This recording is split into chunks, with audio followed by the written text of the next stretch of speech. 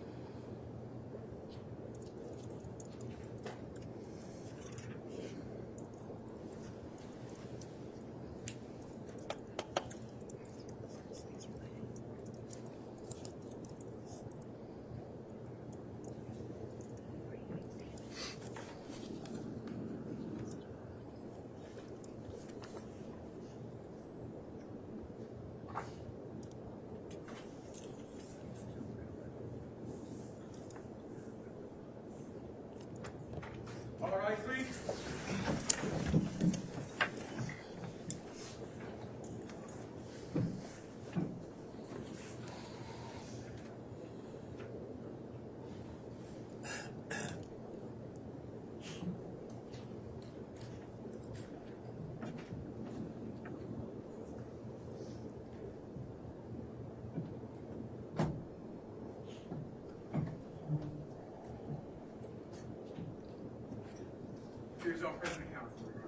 All right, thank you, Mr. Bailiff. Please be seated.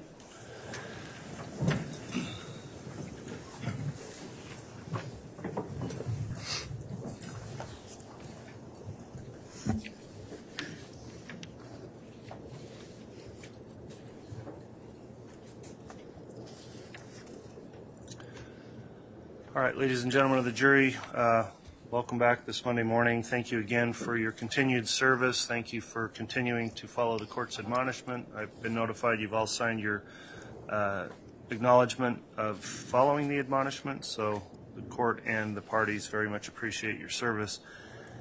I'll note before we get started also for both the simulcast locations as well as here, there is a continuing conduct order in effect that prohibits the use of any electronic devices to transmit any sounds, images, or videos from these proceedings.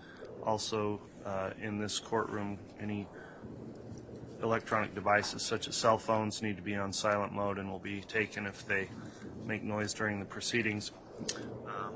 We left off last week with Detective Stubbs, who was on the stand, has been previously placed under oath and sworn in this case and was giving testimony on direct examination. Before we get started, I'll just briefly ask Detective Stubbs. Detective Stubbs, did you view any of the trial testimony over the weekend or during the break of this case? I have not. Okay, thank you for that acknowledgement. With that in mind then, Ms. Smith, it looks like, is conducting direct examination, so you can continue with your direct. Thank you, Your Honor. Good morning. Good morning. Morning. Now, on Friday, we saw a video in which you participated in the search of apartment 175 on Pioneer Road. Do you recall? I do. Okay. Did you and other members of that search team also search other apartments on Pioneer Road? Yes. Which apartments did you search? So the next door apartment to 175 was 174. That one was also searched. And apartment 107, which was the next block, next section of apartments over. Okay. Why did you guys search 174? 174 was Melanie Boudreau's apartment, which is Lori's niece. The feeling was that she knew Lori and possibly there would be evidence of JJ being in that apartment or some evidence of that as well. Okay. And why did you search 107? 107 was the lease was for Lori actually in 107.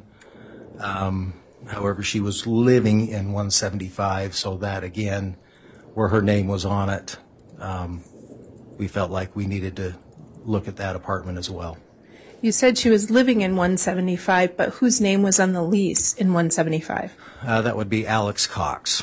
So, just to make sure I understand, 107 had Lori's name on it, Yes, but she was living in the apartment under her brother's name. correct. Okay. So when you were searching 174, did you see any electronic devices in Melanie Boudreau's apartment? Yes, there were several. Okay. Did you see any credit cards or driver's license information that captured your attention? Yes, there was a, if you will, binder inserts that had several credit cards with not only Melanie, but her ex-husband's credit cards and driver's license. Okay. When you say had several, were there multiple credit cards? Multiple. And when you say ex-husband, do you mean Brandon Boudreau? I do. Okay. So in Melanie's apartment, there were multiple things connected to Brandon Boudreau. Yes. And at the time you were doing the search, were you aware that Brandon Boudreau had been the victim of an attempted shooting? Yes. Okay. Now, I asked you earlier on Friday about your certifications regarding electronic data, computer, and cell phone forensics. Can you remind us what your training and experience is with regard to searching and obtaining electronic data? So, since about 2010, somehow I got awarded to be able to do electronic devices, so forth. So what that entails is I've attended multiple trainings in various forensic softwares that allow me to take a device and, if you will, look deeper into it than you really can with just, say, a normal computer or normal software. Okay. So it requires specific training and programs to look at. It's not just as simple as pulling up your Windows Explorer. Right, yes. Do you have any idea of how many electronic devices you've analyzed in connection to your job? It would be hundreds of devices over the years. Okay. Now, in order to search an electronic device, do you have to obtain search warrants? Yes. Why do you have to obtain search warrants? Well, it's people's right to privacy, and you have to have probable cause to take those items and, if you will, search them, much like you would have to have a search warrant for a home or something else. Okay. And so when you're writing those search warrants, are you looking for specific types of information? Say that again. When you're writing search warrants, are you looking for certain types of information stored on those devices? Okay, thank you. Yes. What sort of information can you find? Well, in today's age, electronics is most of our lives, and so any communications, photos, emails, transactions of any kind would most likely be on a device of someone who uses them on a daily basis. So apps or programs like Google or Fitbit, do those also store their data on those devices? So those are exterior programs, and to a point, yes, they will store things on your phone. However, the second part of that would have to be that, if you will, whether it's Google, Facebook, whatever you are looking at, they have their own servers so that they keep track of what you do through their services. So in searching a device, you look at what's on that device. Correct. But then if you see they have Google, then do you have to do anything else in order to get information from Google? Yes. So if we find Google accounts, if you will, or any kind of account, we can take that information that we find and we can write additional warrants to those other establishments, if you will, and request the information that they are storing really on all of us. So when we talk about electronic search warrants, it's the device, and then you write to the company for any of the apps the person has. Yeah, for any of the data they're storing on people. Okay. And have you done such warrants to Google or Fitbit or, Amazon, those sort of warrants? Yes, I've done a lot of these different companies that we're all familiar with. Okay. And earlier, the state admitted a bunch of certified business records. When you get a search warrant from something like Google or Amazon or Venmo, they return data to you, right? Yes, they return quite a bit of data, and I think they also send you what's called a certification of the records, which is whoever their representative is from, say, Google. They give you a, if you will, affidavit saying that everything they're giving you is a true and accurate copy of what is being stored on their system with that particular user. So they send you the records and sort of an affidavit saying the records we're given you are the answer to your search warrant.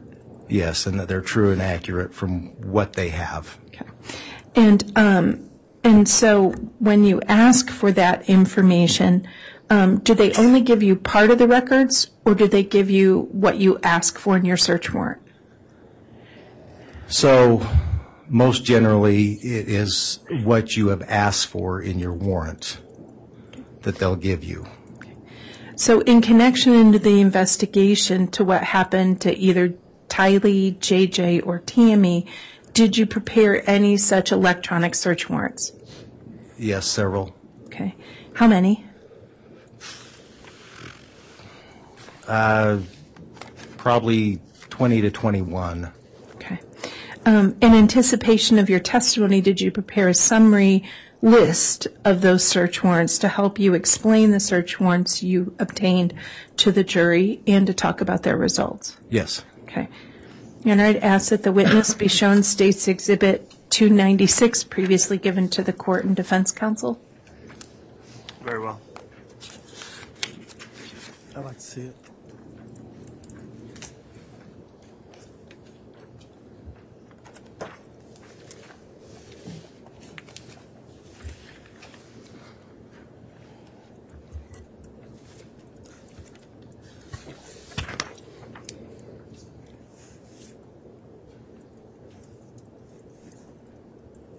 I don't believe the court has a courtesy copy, it would appear.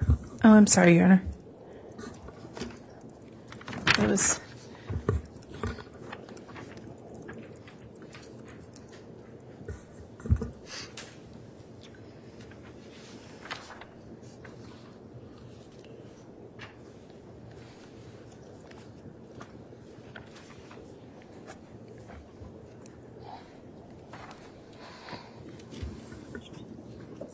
Judge, do you have the copy? I do. Okay. Detective Stubbs? Yes. Did you look at State's 296? Yes. What is it? It is a summary of the warrants that I wrote for, whether they be to provider or for devices themselves, Okay. In this particular case? in this case. Okay. Your Honor, I request permission for the admission of State's Exhibit 296 and to display it for the jury to aid this witness in explaining his testimony. Any objection from the defense?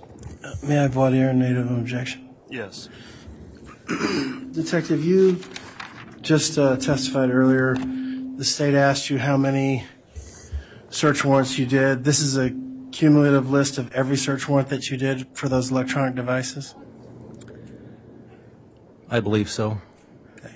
Well, not just electronic devices, but providers as well. Okay.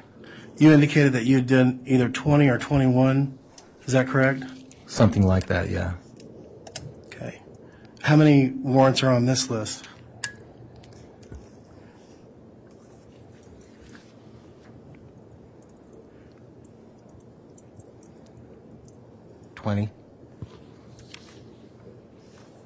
If you look down 3/4 of the way, there's 2 warrants, 76 and 77, that are on the same line. Okay. All right. Your Honor, I have no objection. Okay. Exhibit 296 is admitted. Let's, And do I have permission to display, Your Honor? yeah, and let's make sure we have the original exhibit to the witness. I had your copy you provided, I think. Oh, and that's okay. I can use the original so that the court has theirs.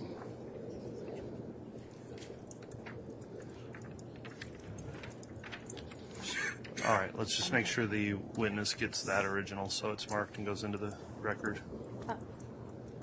Your Honor, all the copies had an exhibit sticker on them, so the witness had the original. Okay, thank you. Uh-huh.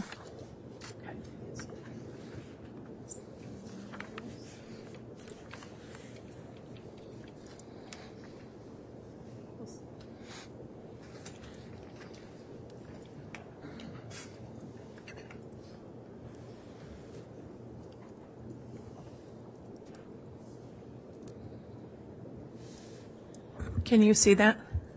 Can you see that? Yes, I Okay. can see that. All right. Your Honor, could the court inquire, can the jurors see that? Looks like they can. Okay. All right. Thank you. Now let me move this over here. All right. Detective, what is search warrant 2019-77? So that was a warrant that we wrote for a particular phone number. It was to Verizon Wireless, and we were requesting the records that they had with this particular phone number. This number was a number we known to belong to Lori Vallow. She had been contacted on this phone previously. This is the number that they called when we went and visited her at her apartment.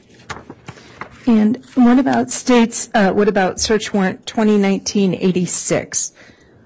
This was a warrant that we gathered when we gathered additional information on, if you see in the blue, these additional email addresses that we believe to be associated with the parties in this case to Google. Okay.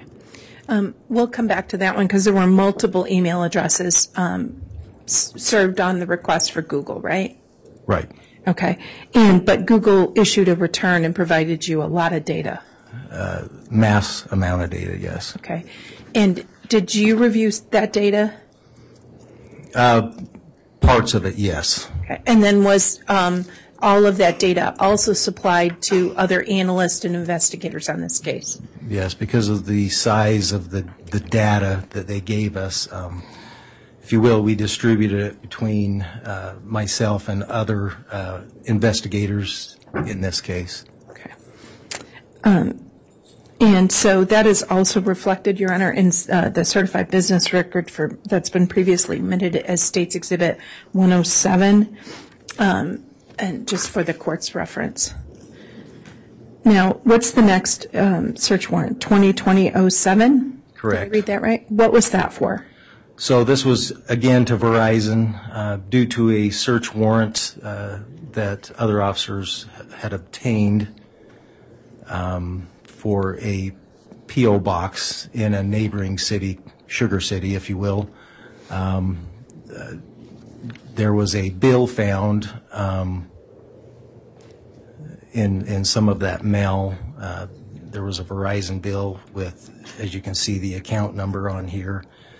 Had a list of 18 phones associated with that bill. Okay. And that account was in the name of who? Would have been Lori. Okay. Lori Vallow. Lori Vallow, sorry. Yeah, no, that's all right. And then moving to the next one, we'll also come back to that one. That's another business record. 2020-09. Tell us about that search warrant. So when the parties had, when they vacated apartment 175 and didn't return, the, if you will, landlords went in to clean out the apartment. There was quite a bit of stuff left in there, and they, while they were cleaning out, they came upon two phones that were abandoned, and then they just surrendered those to us. Okay. And then, I'm sorry, and so you did a search warrant for those as well? Yes. Okay. So I apologize. Was that 2020-09? Yes. Okay. Was that a search warrant on Google? Yes. So because we took the devices and we were able to open them and find that there were, again, these two email addresses associated on those phones. Okay. And what were those two email addresses? RayLamar@gmail.com and HomerJMaximus@gmail.com, both associated with Alex Cox. And what about the search warrant for 2020-15? So if I may explain a little bit more on these, it's going to be the next really three. We took numbers that we were able to associate with the parties in this case, not knowing the whereabouts of where the parties had gone to.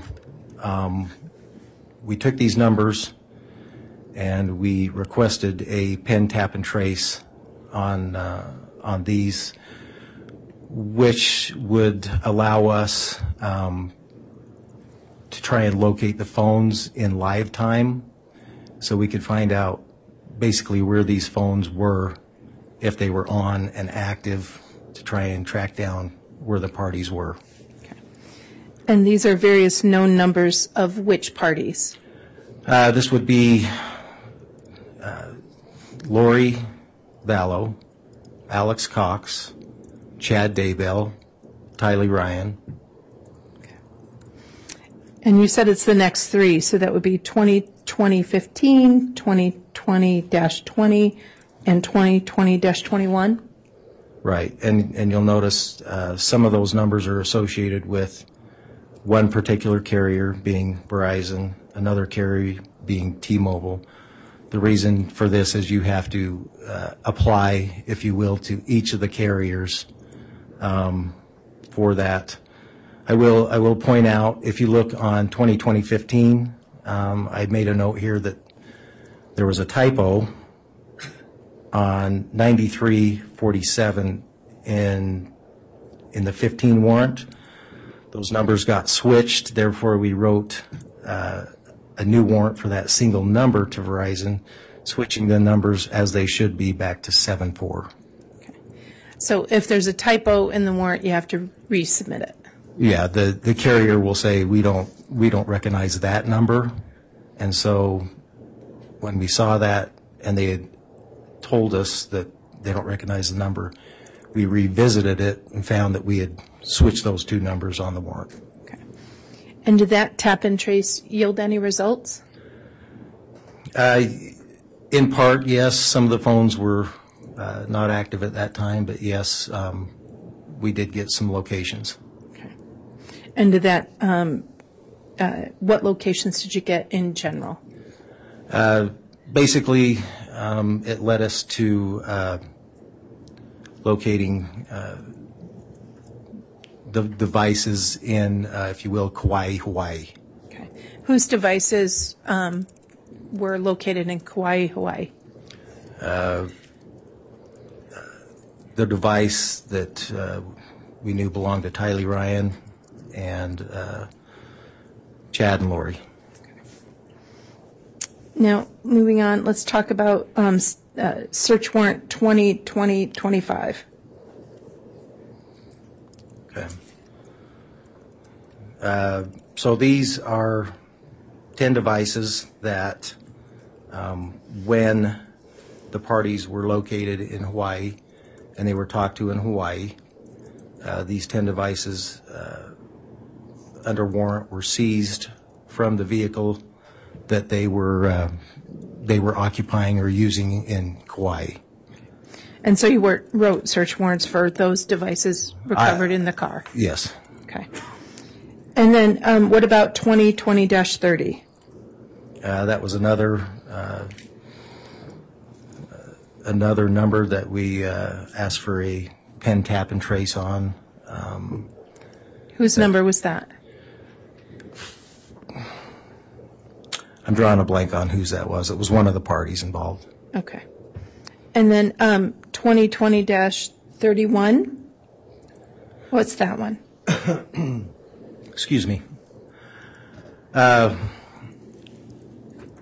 Again, these were from our original search warrant when we went on the 27th of November into the homes. These were devices that were seized out of apartment 174, which would have been Melanie Boudreau's apartment. And search warrant 2020-46? These would be the two numbers associated with the above, the Samsung and the LG phones that we wrote to Verizon Wireless. And what about 2020-53? So this is a warrant that we wrote, I believe, So there was when items were seized out of the car in Kauai, there was a notebook that had several, almost a whole page of email addresses, phone numbers, and such. And then we took those and wrote warrants for those Gmail accounts as well. And then what about 2020-61? I'm moving that up. So this is a provider, if you will, social media type provider. They mostly deal with music, and we found an account, a couple of accounts for Lori and Alex. So we wrote to them. They responded and said that they had the, if you will, the user names or the people who own the accounts, but they don't store any data, and so they didn't really have anything to return to us. Now, why would you look at their music accounts? Well, just because there's an email account associated with someone, usually when you open up a new, say, email or whatever, you have to put your information, such as your name, contact information of some, to some degree, whether it's phone numbers, your actual name, things like that, when you set up an account. So I'm hoping I can get this down far enough. 2020-74. Okay, so this warrant this would have come into play after we found the children's bodies on the Daybell property. The goal in getting this warrant was we were trying to be very specific on where these devices, if you will, pinging, if you will, their locations. And so this warrant was drawn up so we could get back onto the Daybell property. I was working with members of the FBI on this, and they wanted to get specific readings on all parts of the property for their signal strength so they could be precise in what they were doing. So I know we're going to have members of the FBI testify later on some of this data, but when you say pinging, what does that mean? So to be real brief on this, because I think this will be brought up in more detail. So your phones have three ways that they'll communicate with either cell towers, satellites, or something. So you've got GPS signals that will signal and show, if you will, Google or whoever. You've got a GPS signal that will hit your device and show your location. You've got, and that would be the most reliable of all these types. The second would be a Wi-Fi signal. A Wi-Fi signal is a router, whether it be in your home, your business, or somebody else's. So basically, in a nutshell, if you were in a building, this is just an example, if you're in a building where you have never hooked up to the Wi-Fi before, your phone will see a Wi-Fi signal, say, in a public building or a library or whatever, and it will do what's called a handshake. Now, that doesn't mean it hooks up to it, but that means the two will handshake and recognize each other. And so that, again, will draw, if you will, a location. And then the third would be a cellular signal, which is a signal from a cell tower, and we've all seen cell towers, that it will communicate to that cell tower and give a somewhat precise location. So you wrote a search warrant to be able to get sort of this data. Is it what they commonly call geolocation data? Yes. Okay. So to get geolocation data on these numbers from various entities, including Google. Correct. Okay. And then you obtained that information and reviewed it, correct? Yes. Now, like I said before, some of this work had been distributed between FBI, myself, and others because it was a vast amount. So, we're talking hundreds of thousands of records. Yeah, a lot. Okay. And so moving from 2020-74, I think we started to talk about 2020-76 and 77. Is that what's a geofence? So again, this has to do with locating devices that are giving off locations. And so again, these two were after the bodies were found on the Daybell property. The goal in this warrant was to take 250-meter range from the center of would be Chad Daybell's property, and that would be the 202 North, 1900 East. So basically, if you would drop a pin in the middle of his property and then make a circle 250 meters out, which roughly would be 2.5 football fields. And then you did the same at 565 Pioneer Road at the center of Lori's apartment and ballooned it out as well. We asked Google for any devices that would be within that fence, that circular fence of 250 meters. And we wanted to know every device that they could give us during certain time frames on key dates so that we could see any additional devices that were moving or were in common with these two locations during these September 8th and September 9th and September 22nd and 23rd, which is the times we believe these murders occurred. And did you get a return from Google on that data? So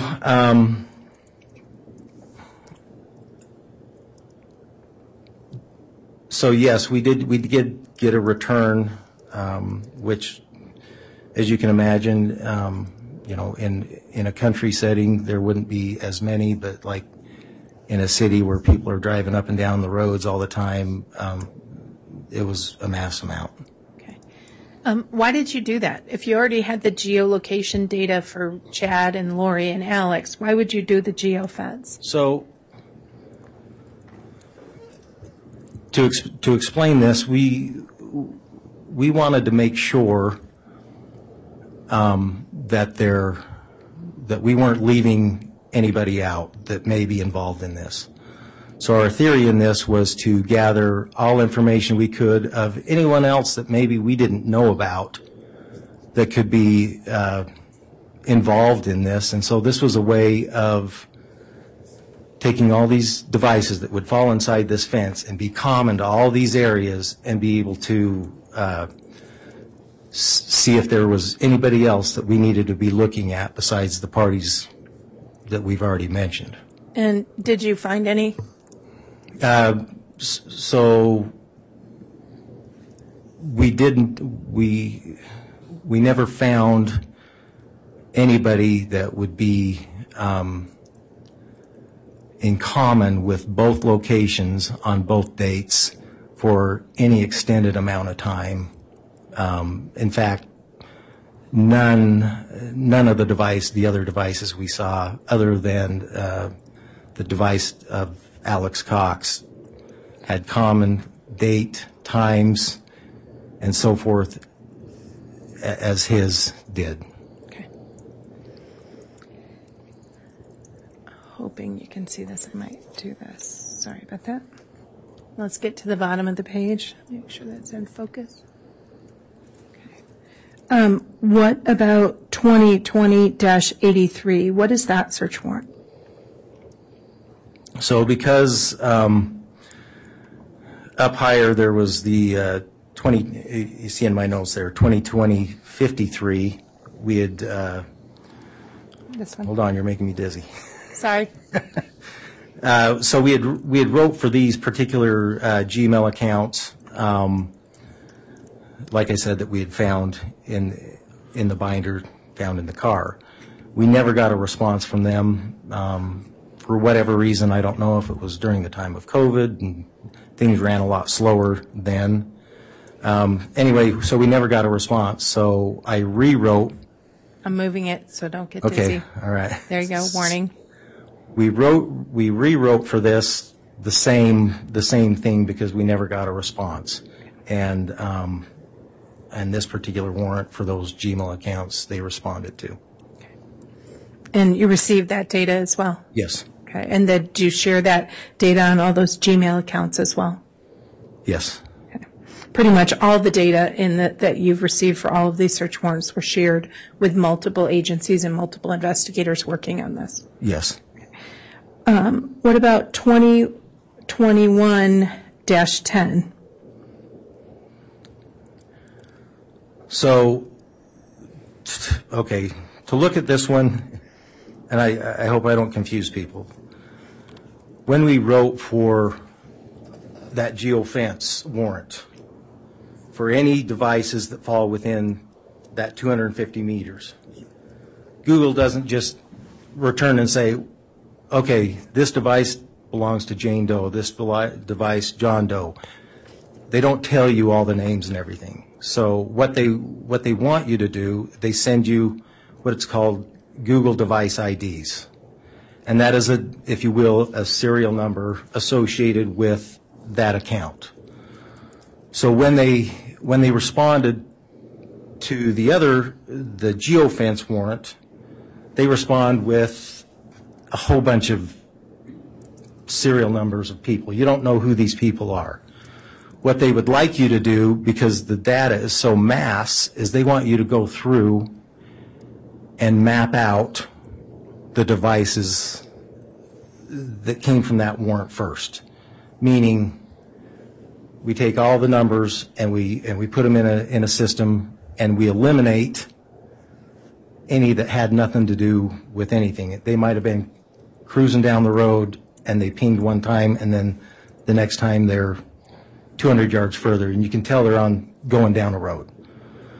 But then, so what you do is you take all that massive data, all those serial numbers, if you will, and you narrow it down. So it could be a few hundred, and they want you to narrow that down. So what we did is we took the locations, if you will, and then we felt like there were 12 devices that we would like to have a better look at and who those people were. So that's where this warrant comes in, where we say, hey, Google, we would like to know now from these 12 serial numbers who these people actually are. And then during this time, we didn't receive the information for them, so we then wrote 2021-20, if I may. Is that okay? Absolutely, please. And then we asked, after looking at it further, there were 10 devices that we wanted to know the individuals associated with those, if you will, serial numbers and Google accounts. And that's the eliminations items you talked about? Yeah, that's we had eliminated down to these 10. Okay. And what about 2020-01? So this is a warrant that we wrote. So we took a lot of the devices that myself, the FBI, other agencies had, if you will, examined.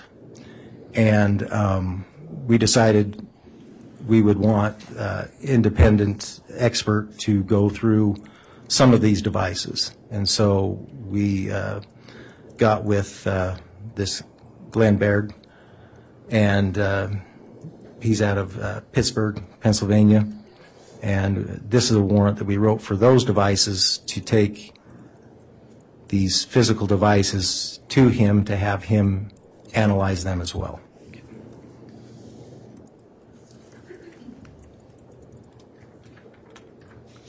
So let's talk about some of the specific devices. 2020-77, the last, I think you told us that was the last known number of that you had originally of Lori Vallow. Did you obtain location information for location services? Yes, some of which we did receive, yes. Okay.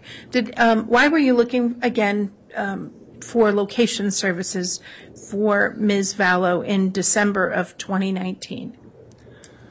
Well, due to the fact that the last communication that we had with her was on the 26th of November, when we returned on the 27th with the search warrant for the apartments,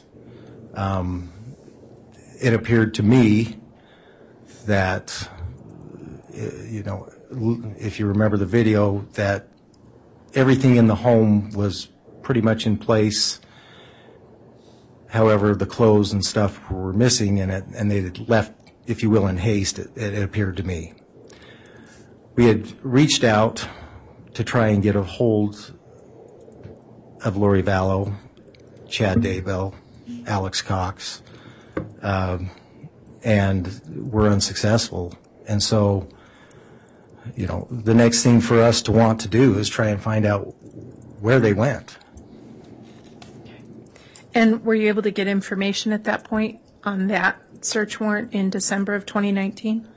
We did there, and with other search warrants as well. Okay. And that's the information you gave us about Hawaii? Yes. Okay. Now, I believe you did the search warrant 2019-86 in December of 2019. Did I get that right? Okay. Now, that was the Google information on various phone numbers and emails, correct? Yes. Okay. That's been previously admitted as State's Exhibit 107, certified business records. But the state has a specific page for various emails and phone numbers marked State's Exhibit 107A. May I ask that the witness be given 107A, please, Your Honor? Yes. Previously given to defense counsel in the court.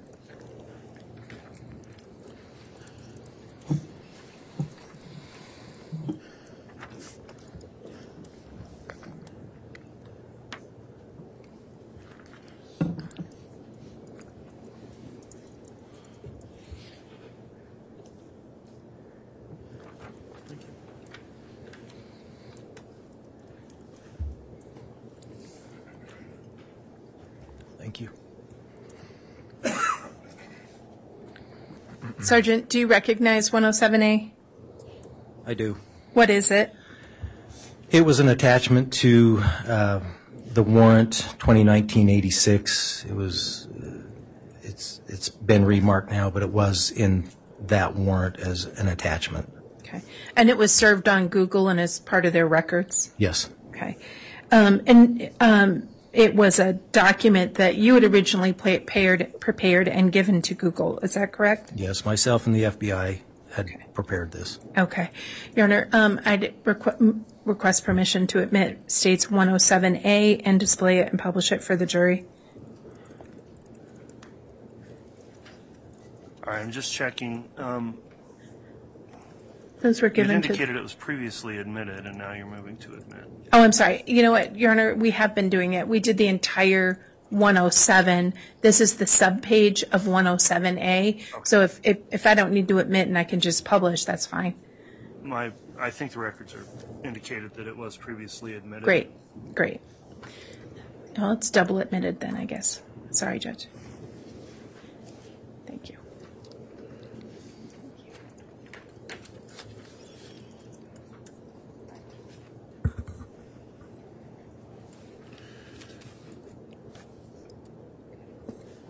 Now, we're not going to go through every one of these, but Are these the various emails? Counsel, we need to sort this out for a minute if you would. Could you Sure. remove that from the projector? Sure. And then let me discuss briefly with the clerks here.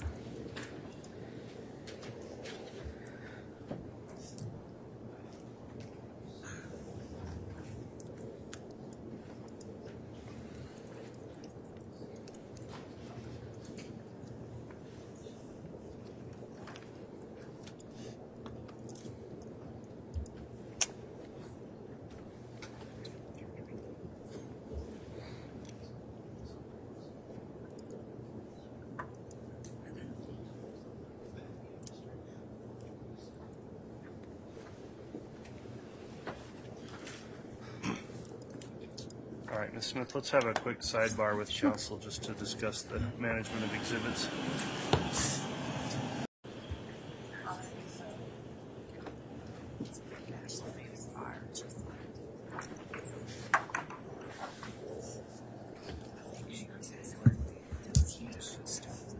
Thank you. You can be seated.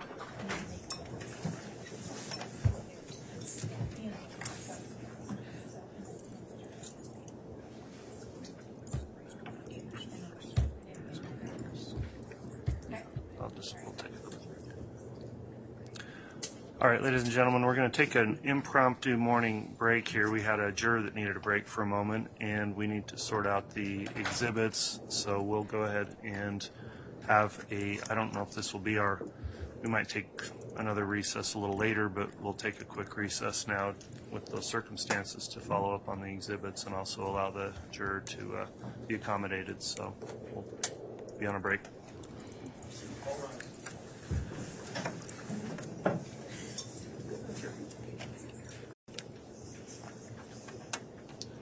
Thank you. Please be seated. We can have the jurors brought back.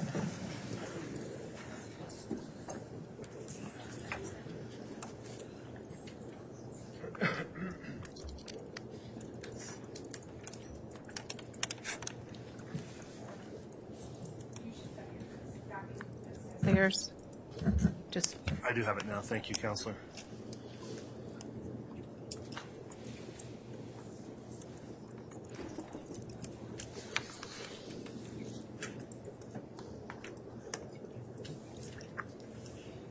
Counsel, there's not a 107B, is there? No. Okay.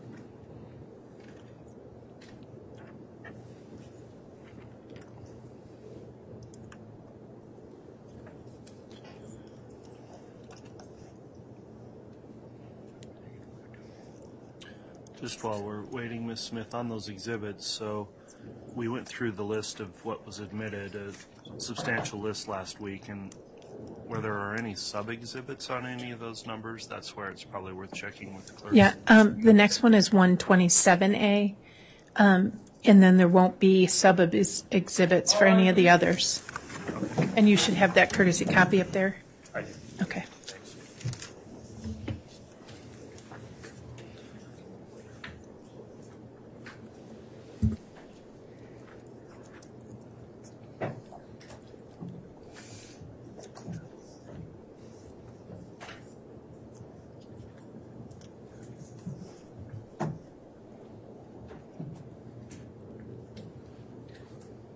Jury's off, President. Counter for Your Honor. All right, thank you, Mr. Bailiff. Please be seated.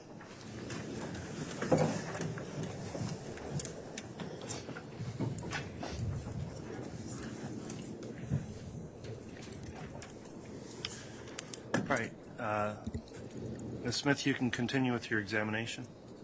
And just to make sure that 107A is up on the witness stand, do you need him to identify it, or does the court have its copy? I have a copy. Okay, great. May I have 107A back, please?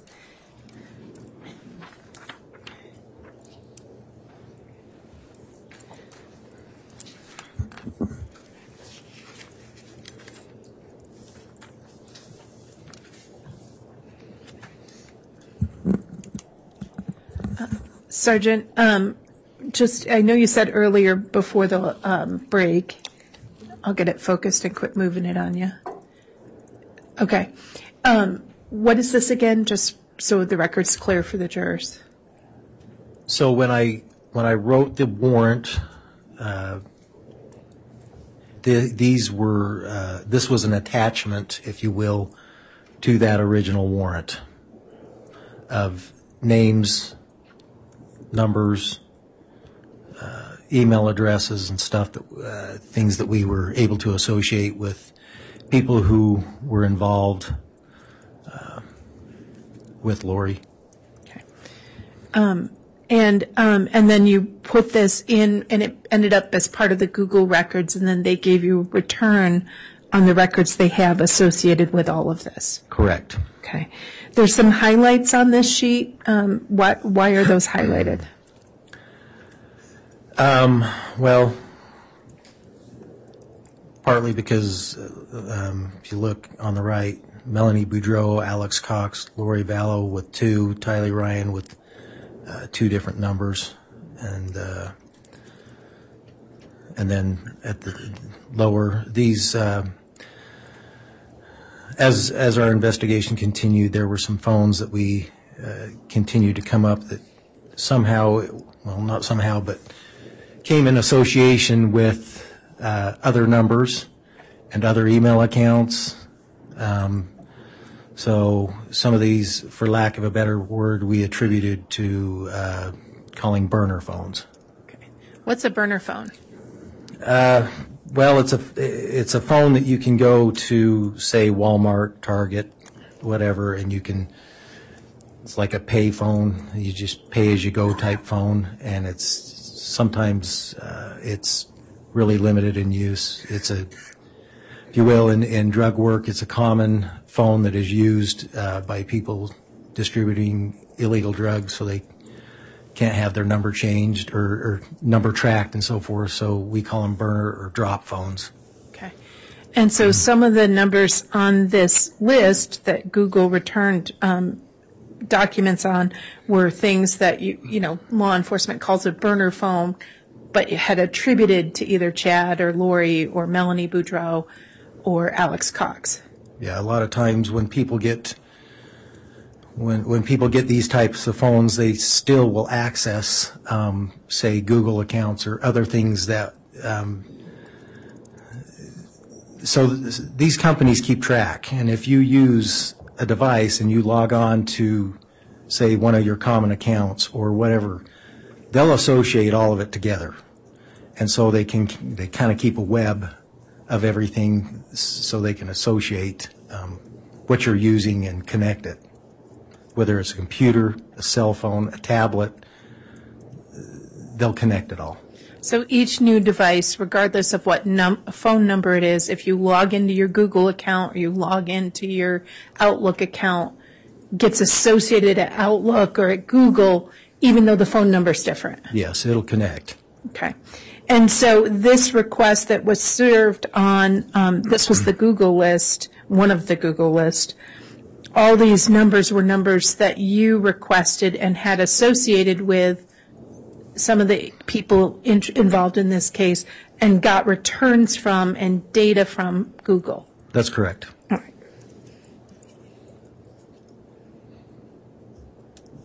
Okay.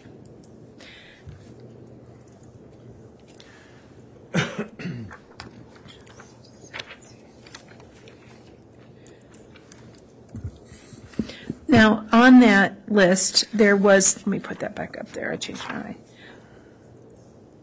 Homer J. Maximus, whose email was that? So when we receive the return, as I before mentioned, usually you have to put a subscriber, your name or phone number, things that, anyway. Homer J. Maximus, when we got the return, came back to Alex Cox. And did the return on the Homer J. Maximus account also include various types of data associated with Homer J. Maximus? Yes. Including location data? Yes. Including messaging data? Yes. Okay. Emails? Yes. Search history? Yes. Okay. And a lot of that data you shared with other agencies, including FBI analysts. Correct. And the CAST unit? The CAST unit, yes. What's CAST? What is that group? It's the acronym, I hope I get this right, Cellular Analysis Systems Team. Okay. Their job is to drill down and look at this data as well. So they have usually specific data that they're looking for locations. Okay. And you mentioned earlier doing a different warrant for specific location data on the property. Was it to aid that same team? Yes, it was. Okay. Now, did you also receive a return on the Lori for Style at iCloud.com? Yes. Okay. And was that data not only reviewed by your team, but other analysts for review? Yes. Okay. What about Lally Time Forever at Gmail? Yes. That one was also received and gone through. Okay. And you went through Lally Time Forever as well? I did. Okay. And we can circle back to that in a minute. Did you also look at the chad.daybell at gmail.com that was on that list? Yes. Okay. Did you get a chance to look at that Chad Daybell at gmail.com, and was it associated with Chad Daybell involved in this situation? Yes, the username associated with it was Chad Daybell. Did you have a chance to look at Chad Daybell's search history? Yes. Okay. And why would you look at someone's search history? Well, to get clues on, like I said, we're looking for children, whether they were looking for hotels or plane reservations or anything that would help us try and locate these children. Okay. Your Honor, may I hand the witness, or have the witness handed State's Exhibit 157, which is a thumb drive he prepared?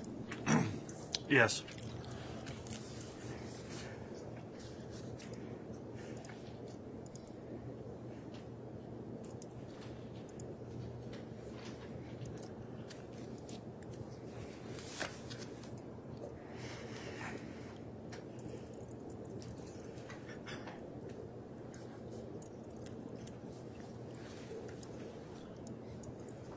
Thank you.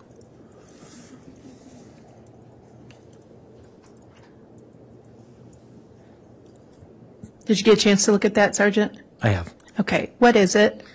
It's a USB thumb drive. Okay. What is on that thumb drive? That would be, in part, some of Chad's, from the chad.daybell search history. Okay. And did you prepare that and look at it before coming into court today? Yes. Okay. And is it a true and accurate of the Google search history portions for September 8th and 9th and surrounding dates for Chad Daybell search history associated with chad.daybell at gmail.com? Yes. Okay. Move for the admission for State's Exhibit 157. Any objection? You may. Can you please pull out Exhibit 157 for me? You said it's a thumb drive? Yeah. Yes. Okay.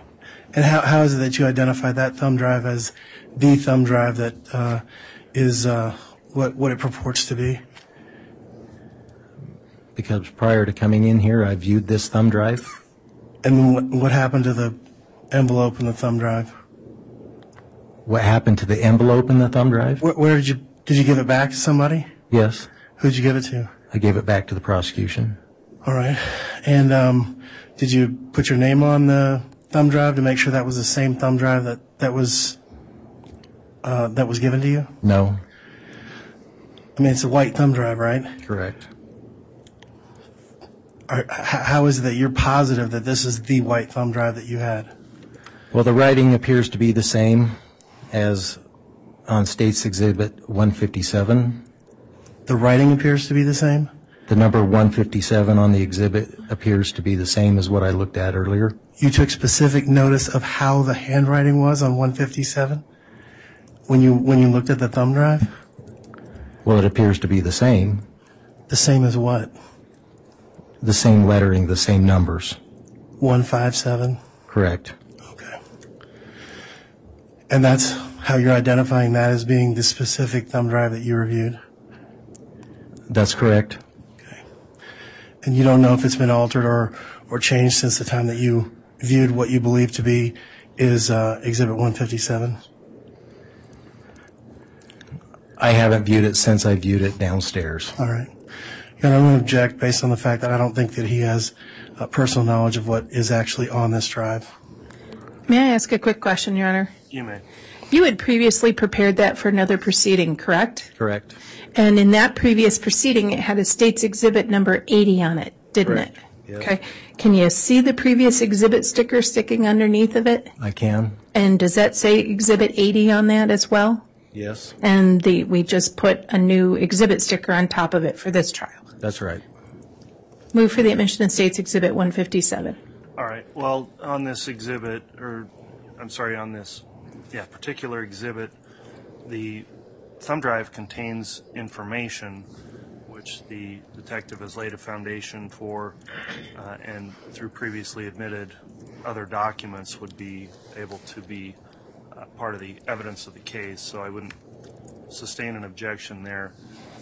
Because of the objection raised, I'll provisionally admit the exhibit, and then I'll just instruct the witness that if what you're being shown differs in any way from the data that you believe would be on this disk or thumb drive, in other words, if it's not the same data you think's on that disk, then you're advised to notify the court or counsel that we don't have the correct thumb drive. Other than that, really the evidence is what's contained in the digital file on the drive. So I'll allow for the witness to be able to view the file that's on the drive, and if it's not what you think it is, then advise the court or counsel. So with that, the objection's overruled. Sergeant, you looked at that. You double-checked it this morning, right? I did. Okay.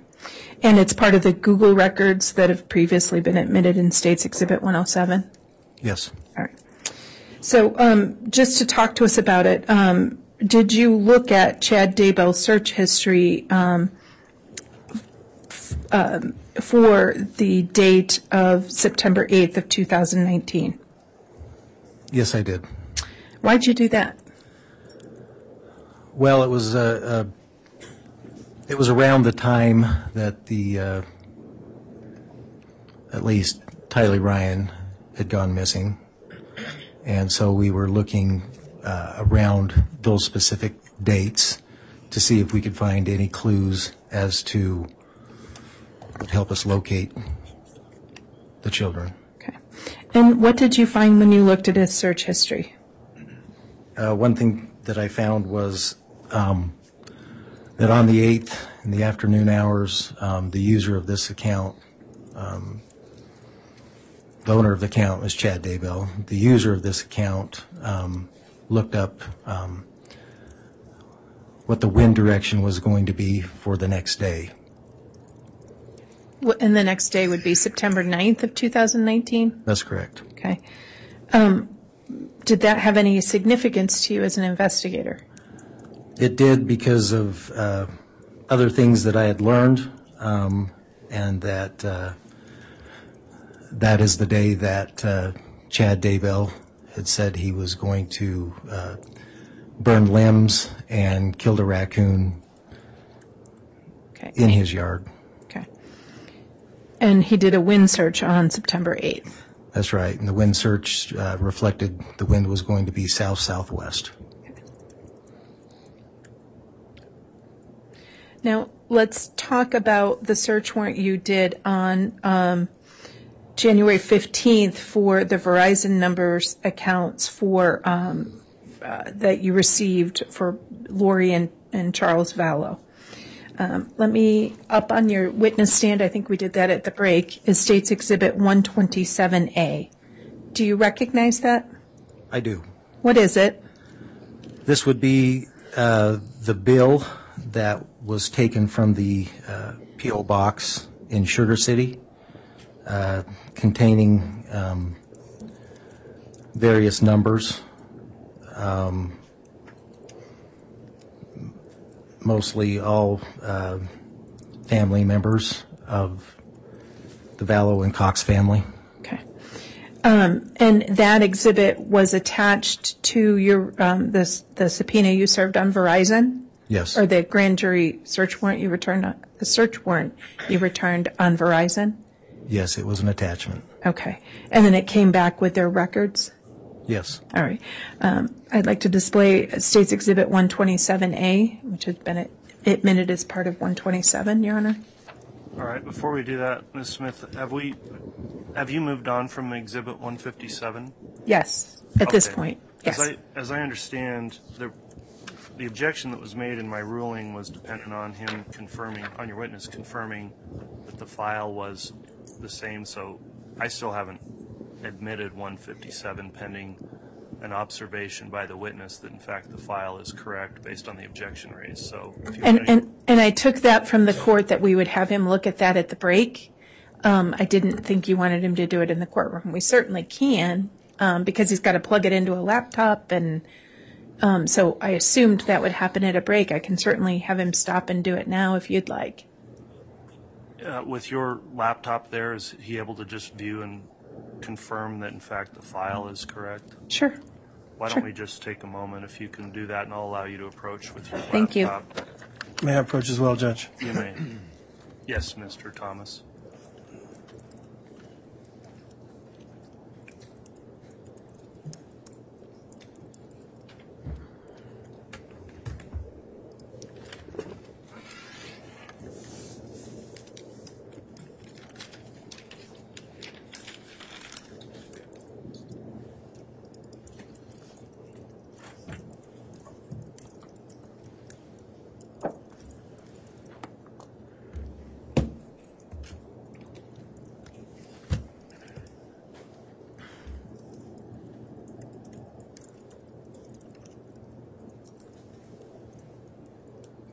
Do you want to close out my questions? Yeah, I'll just reduce them down.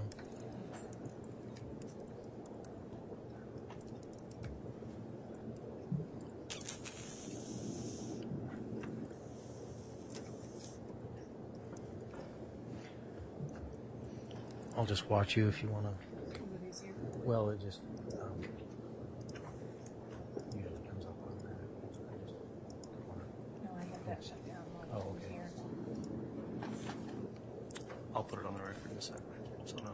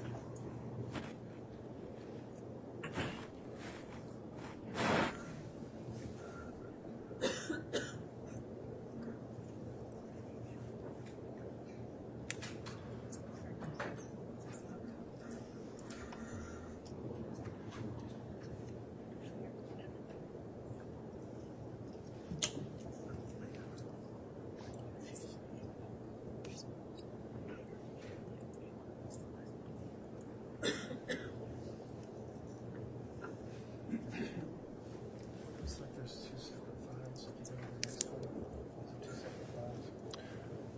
The way Google returns it is it returns the letter they give you. It was given to you in Discovery Council, but they give you the account information, they give you the letter and the service information, which was on the first part, and then they give you the actual data in a second section. There's a search warrant response letter. It's an exact copy of what you have in Discovery. Here's the Google response. Here's the data, and here's the account.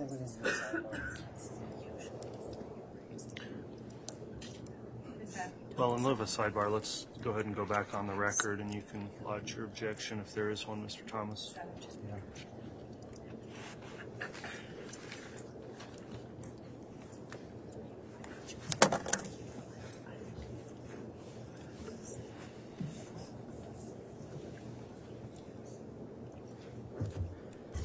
Okay, we're going to go back on the record. We had a quick, not a sidebar there, but I allowed the prosecution to show the file to the witness who's on the stand, Detective Stubbs, on Exhibit 157, and allowed counsel, Mr. Thomas, to view that as well to confirm what is on the jump drive before the jump drive is admitted into evidence. So, Mr. Thomas, were you able to view the contents of that jump drive briefly? I was, Your Honor. Do you have any furthering objection? I do, Your Honor. What's the objection? Your Honor, I believe the court was requesting that we put one file per jump drive so that when the jury gets the jump drives, there's only one file to look at. It looks like there are a number of envelopes or a number of folders inside that file. All right. Madam Prosecutor, what's your response there? It is the court's request was that we not have multiple records from multiple agencies on one jump drive. This is the Google search history associated with and the records associated with the chad.daybell@gmail.com. And that was the return for that information, including the search history. If the state or the witness were to start sort of taking apart that particular email account, we would have a real completeness issue. It is not the entirety of the Google return for the 18 or 20 emails they did and the multiple phone numbers. It's all of the chad.daybell@gmail.com information and the certificate of service from Google and the account record to show user information. So this is slightly different than what the court had ruled. And to kind of tear apart that, I would worry about an appellate record down the road. It's specific to that email, and it's the state's information is specific to and request is specific to the search history. Okay, and before I allow any response from Mr. Thomas, I'll just indicate, I didn't necessarily have a ruling on exhibits. I did want to have noted in the record before electronic storage devices like jump drives are just given to the jury precisely what's on there, since they will have an opportunity to open those up, and we need to fully disclose the contents of any of those drives. So it's not necessarily a rule that one file per drive on some of those video files and other things. Right. That makes sense. Here, if there's an explanation to tie them together, I think in order, obviously, to offer the exhibit, knowing that it will go in to the jury and they need to know, or defense needs to know what all is on there before they get it, then on this one and in future offerings of exhibits that have those electronic files, I would need you to identify precisely what's contained on the jump drive, just so that in the record's clear for the defense to also see what's being proffered. So with that in mind, the other files that are on there, I believe you've now identified those, and were those all previously disclosed through to the defense in the discovery process? Yes, Judge. They've been given in multiple forms, both when the large Google account was turned over, also when the exhibits from prior hearings, it's Exhibit 80 from a previous event, and that specific thumb drive, that is the state's copy of the thumb drive that was used at a previous hearing, and the defense got copies of all of those exhibits. All right. Well, close to 2 years ago. With that, then, Mr. Thomas, any further response on your objection on Exhibit 157?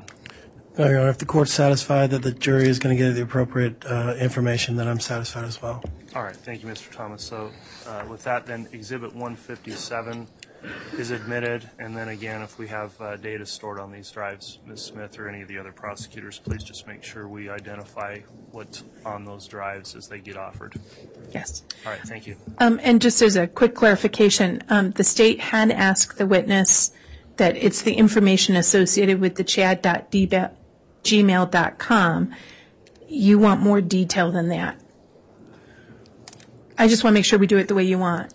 I just want to know what files are on there so that we don't think there's just a single file and then the jurors open a jump drive and there's multiple files that maybe the defense was not aware were being admitted. Okay. All right. Okay. Thank you, Judge. You're welcome.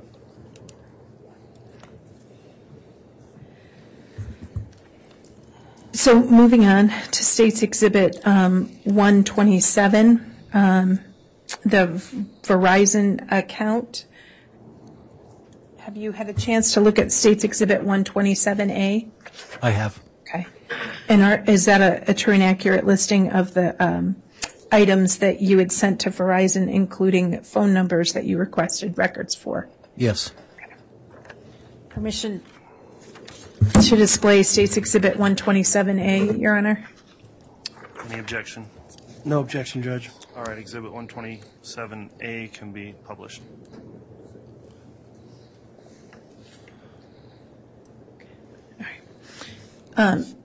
Sergeant, there are multiple records on this. Do you see any accounts or items associated with Lori Vallow? Yes, I do. Okay. And the various numbers that are included in this one include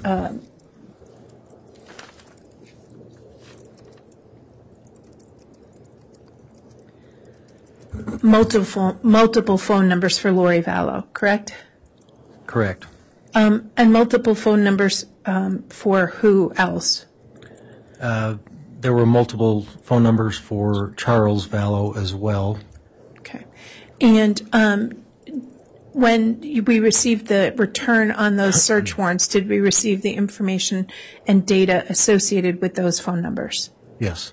And was that information and data associated with all those phone numbers in State's Exhibit 127A also supplied to other investigators for analysis? Yes, that is correct. Now, earlier you mentioned that on your review of the Google search warrant that you had looked at the lollytimeforever@gmail account. Do you recall saying that? Yes, I do. Okay. Now, is this one of the accounts that you specifically personally looked at? Yes. Okay.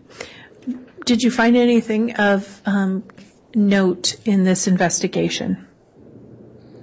Yes. In reviewing the lollytimeforever@gmail.com, this email address was associated with Lori Vallow. Did you look at her search history? Yes. Did you see anything of note around August 25th of 2019? August 5th? 25th. 25th, yes. I thought you said 5th, sorry.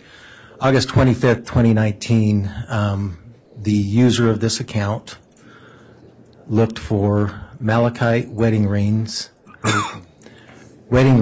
made of malachite.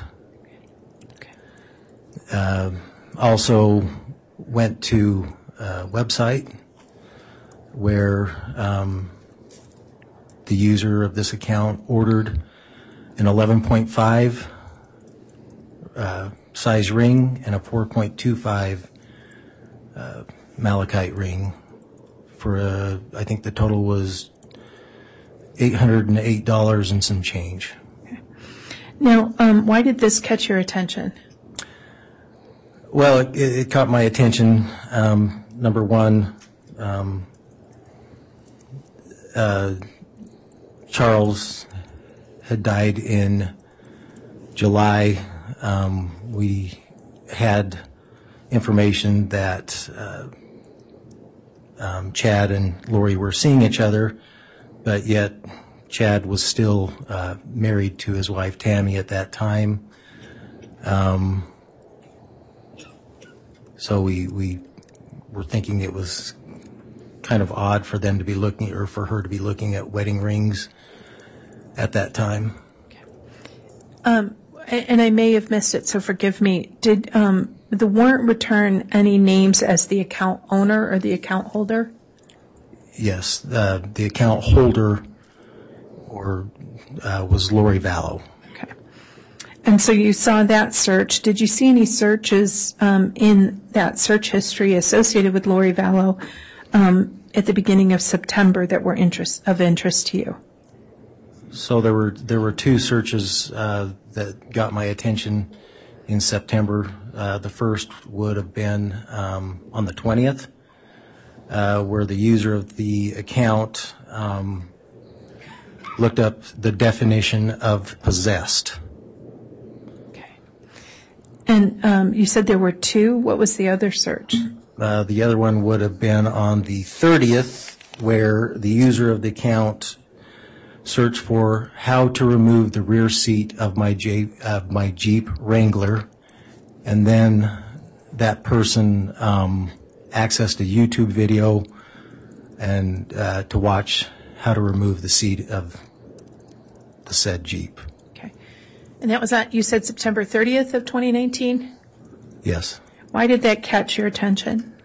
It caught my attention because of the attempted shooting of Brandon Boudreaux a couple days later.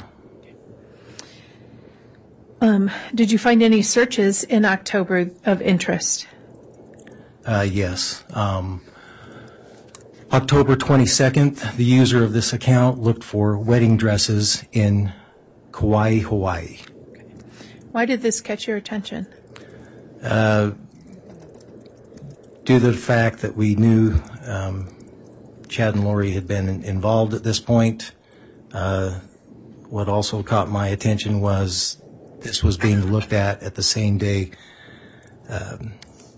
Tammy's funeral was. Did you see anything in the search history from November that caught your attention?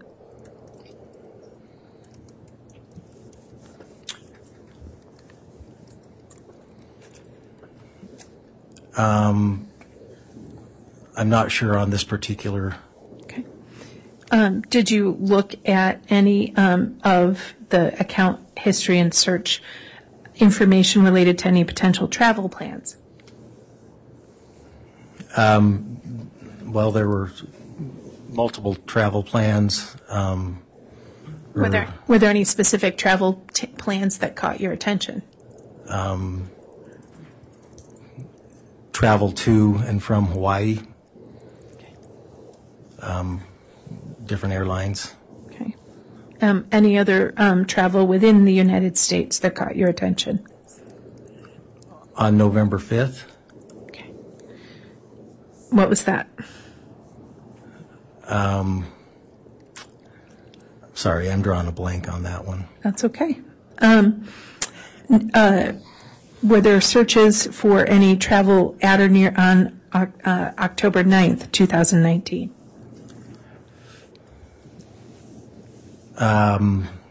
October 9th, yes. What was that? Traveled to, I believe, Illinois. Okay. Why was October 9th of interest to you? It was the day that Tammy was reported shot at her residence. Okay. And the travel was did you have any information that in October of 2019, Lori and Melanie Boudreaux and others traveled to anywhere? Yes. Where did they go? Illinois. Okay. What city? Do you remember? I should remember this. I know they were visiting LDS church sites out there, Adamon, Diamond, things like that. And what did you call it? I'm sorry. It was called Adam on Diamond. Okay. And is that in Missouri or is that in Illinois? Sorry, that's in Missouri. Okay. Judge, she's leading the witness. Obviously, she wasn't in Illinois. She's now telling him where she was. This is leading. It's so super inappropriate. It's leading. Judge, I'm going to object to any speaking objections. Well, that's true. It is a speaking objection also, so Counselor, just move on without the leading questions. Please. Okay. Thank you. So I'm sorry. What Adam? I'm sorry. I'm not LDS. So what was it? It was called Adam on Diamond, and apparently it is affiliated with the LDS Church as some kind of historical site. Okay. And where is that?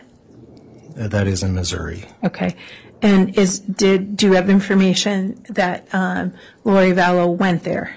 Yes. Do you remember what date Lori Vallow went there? Well, she was, I know she was there on the 9th. Okay. All right, let's move.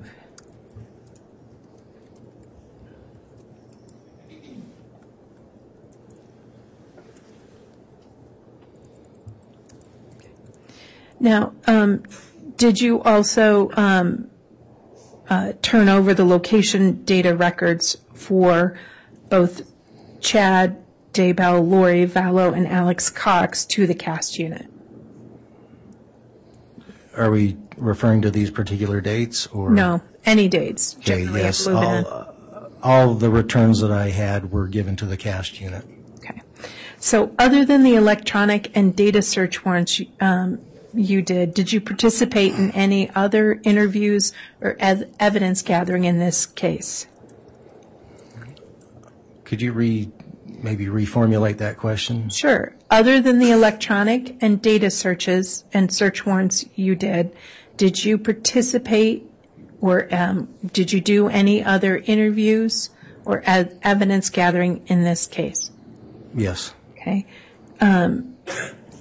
In December of 2019, did you go to Springville, Utah? Yes. Okay. Who did you speak with there? I spoke with Tammy's parents and sister and brother-in-law. Why did you guys go there and speak to them? Well, again, this was fairly early on in the investigation, and we were just still looking for clues of where these kids were. And so we were just trying to exhaust every avenue, anyone who would have any knowledge of the kids. Okay. And in January of 2020, did you participate in gathering any evidence related to hotels or motels? Yes. Okay. And did you gather information related to Hampton Inns? Yes. Okay. And those have previously been admitted as business records. And were you able to get records from Hampton's Inn? Yes. Okay. Did you get information from any Motel 6s? Yes. Motel 6 in both Rexburg and Rigby. Okay. And what did those records show? It showed various stays in September and October. Okay. In Rigby and where? Rexburg. Okay, thank you. Now, were you also able to obtain any copies of Lori Vallow's wedding to Chad Daybell? Yes. Okay. Your Honor, I'd ask that the witness be handed States Exhibits 61A through 61G. Actually, there should be.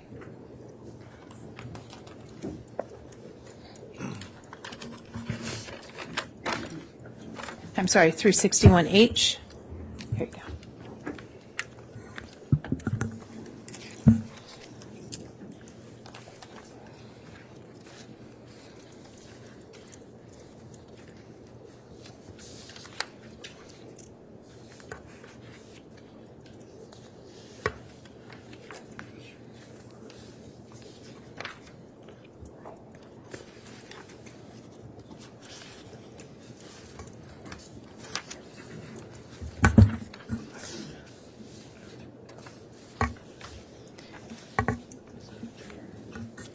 Your Honor, do you need the state to approach? No, we have courtesy copies up through F, but we don't have G and H. Okay, we'll make sure you have them, Judge.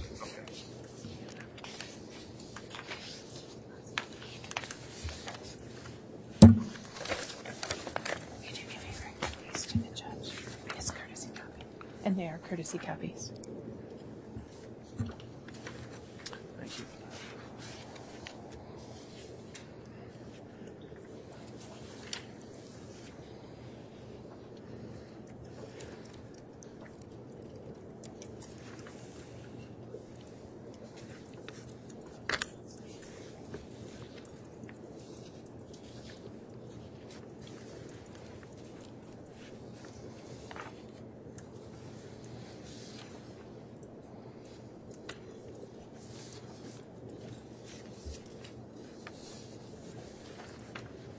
You can proceed.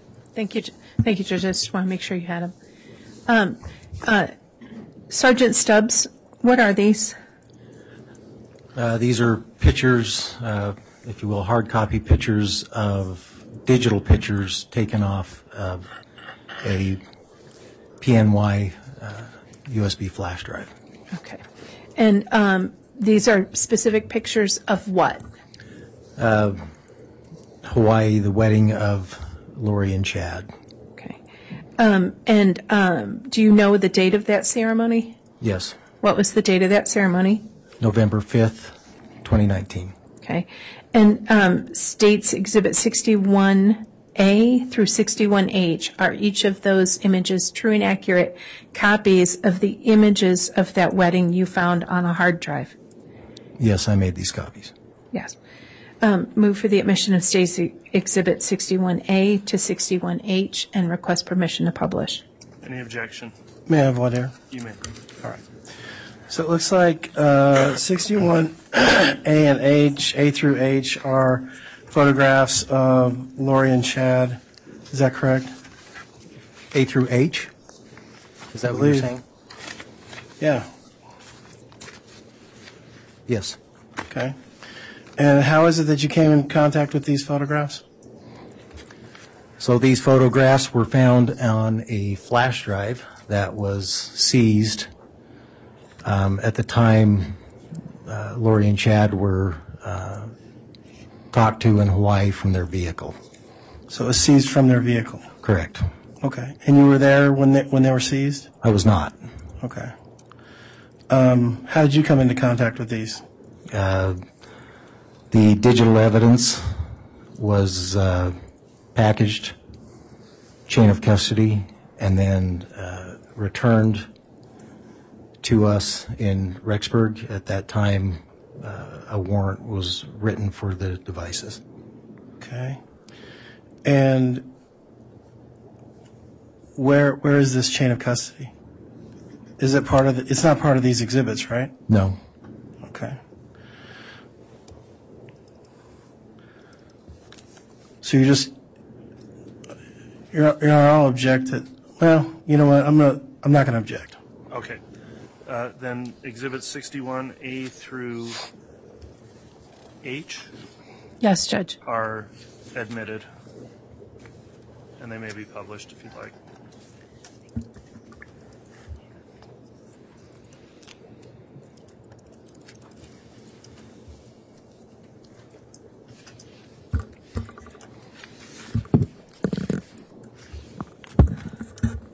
Okay, let's make a record. What do we see in 61A?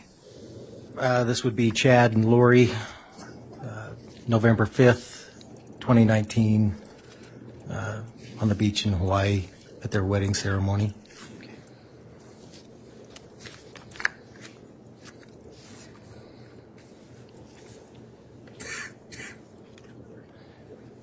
If I may just add, so I don't have to do it on each one, each of these photos was taken with a Canon EOS Mark III camera. And how do you know that? Because this is a digital, this is a digital picture. All of our phones, all digital cameras and everything nowadays have what's called XF data that is associated, XF, EXIF, data, and what it is, it leaves a digital footprint on each of these photos. If you look at the details of the photo when you're looking at it with, say, a computer or forensic software, you'll be able to see date, time, what kind of camera took it, so forth and so on. A lot of times it'll even give you GPS coordinates and so forth and so on.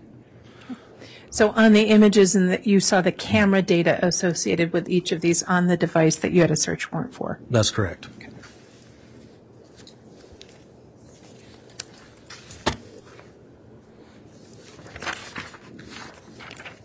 What is 61B?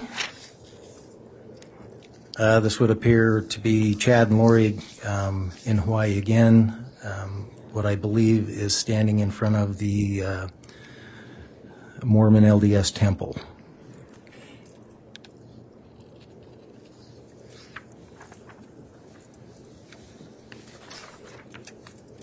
C. Again, another picture at their wedding ceremony on the beach in Hawaii. Okay.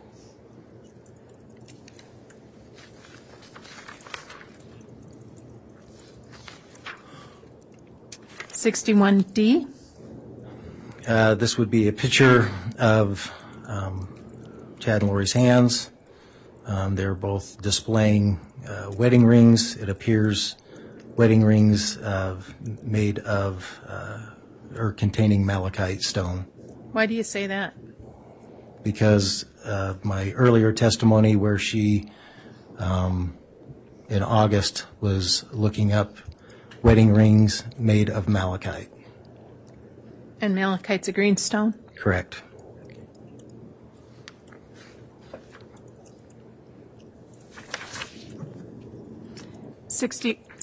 E. Again, another wedding photo on the beach of the two of them in Okay. Hawaii. And in this picture, can you see their hands together and see one of their wedding rings? Yes. Also, you could see that same ring in C as well. This is just a different view. It's a different view, yes.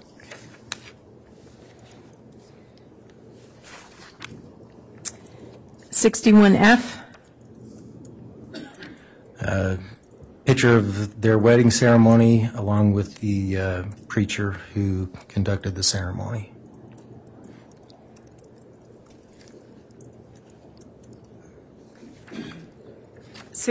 G. Appears sometime during the ceremony, their Lori and Chad's celebration of their marriage.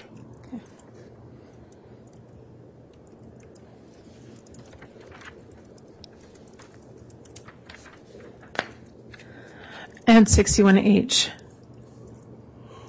Again,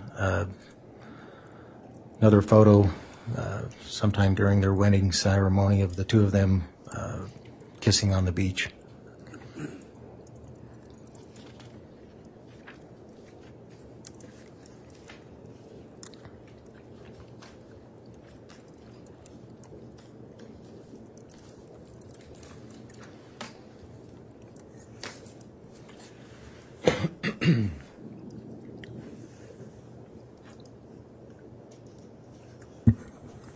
One moment, Your Honor. I think I'm done. Let me check with counsel, if I may.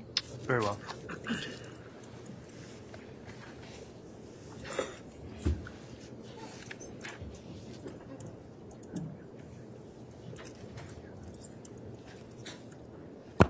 Thank you, Your Honor. I have no further questions. Very well. Who will conduct cross-examination? Is that you, Mr. Thomas? Hello, Judge. Very well. Is the court wanting to take a break anytime soon, or are we just going to roll through till noon? I think we ought to keep going, given that first break we had. That's all right.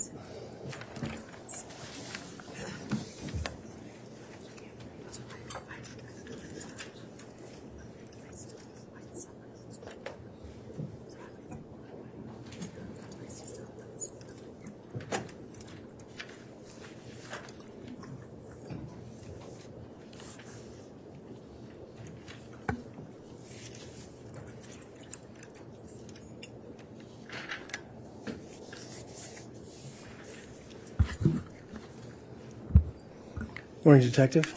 Morning.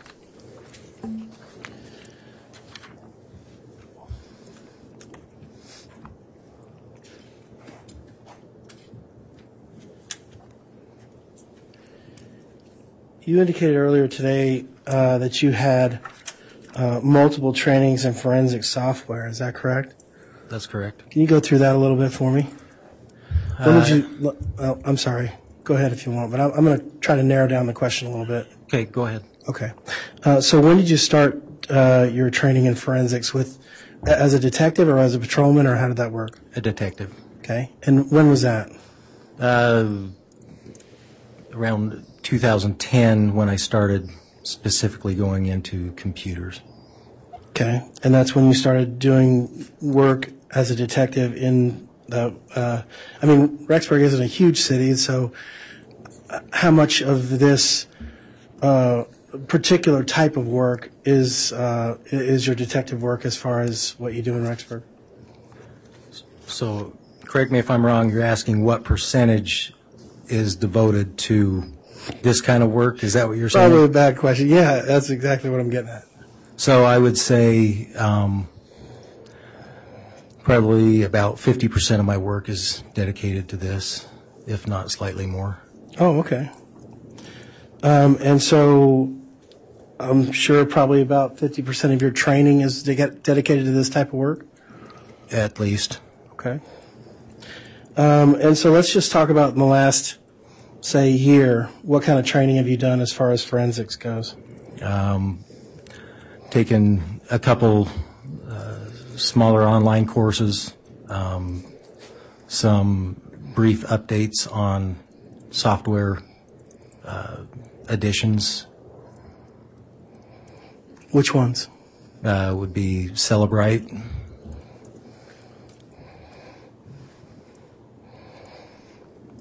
Is that the only one? That's the only one within the last year that I've done updates with. Have you had prior training on Celebrite? Yes. Okay. When was that?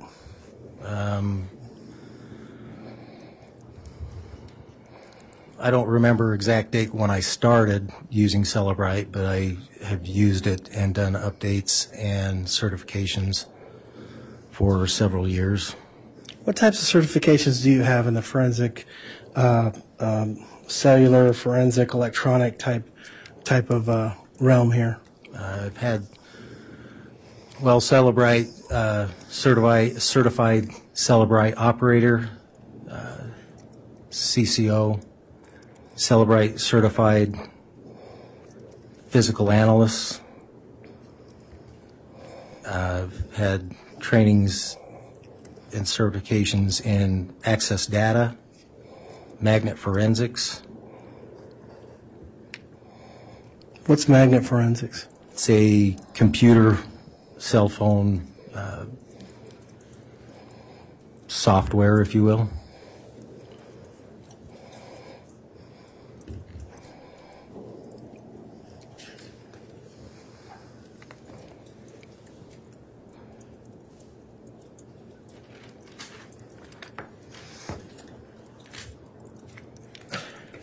So, correct me if I'm wrong, but my understanding of what you do is you take devices and you pull off information from a particular person's life from that device. Is that right?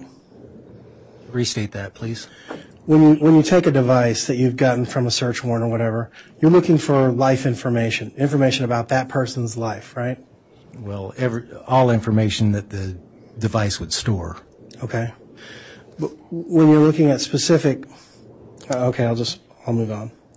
And so these electronic devices that you looked at in this specific case, there were a number of them, right? About 100, almost 100?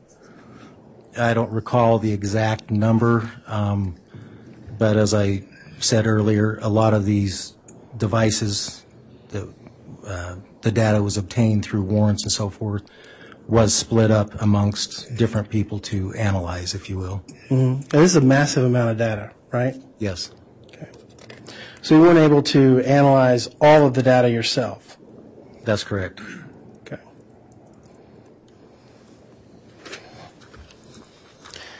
You specifically indicated that on the return of search warrant 2020-76 and 2020-77, those were geofences of Chad Daybell's home and Lori Vallow's home, is that right? Correct, yes. And in all of that data, the only person, I believe what you said was the only person that you found that had been to both Chad Daybell's home and Lori Vallow's home on September 22nd or 23rd or September 8th or September 9th was Alex Cox? Yeah, the only one that we could see that shared all those locations, those dates, times. Okay. So you couldn't tie Lori Vallow to those locations at those times? Correct. Okay.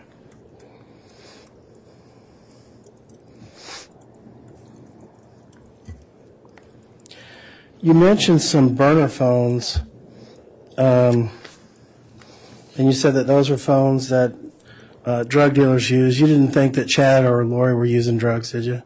Not to my knowledge. Okay. They weren't drug dealers to your knowledge? Not to my knowledge. Okay. So burner phones aren't just for drug dealers, they're for just regular people that either can't afford a phone plan, or there's several reasons for people buying burner phones, right? There could be, yes. All right.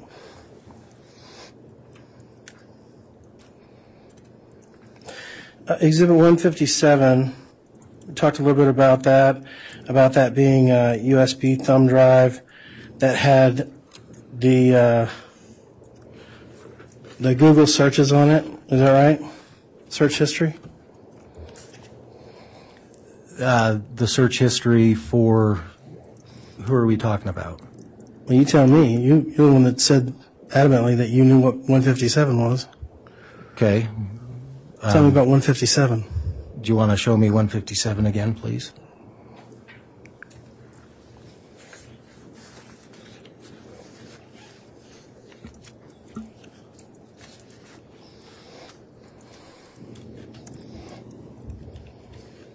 Sorry.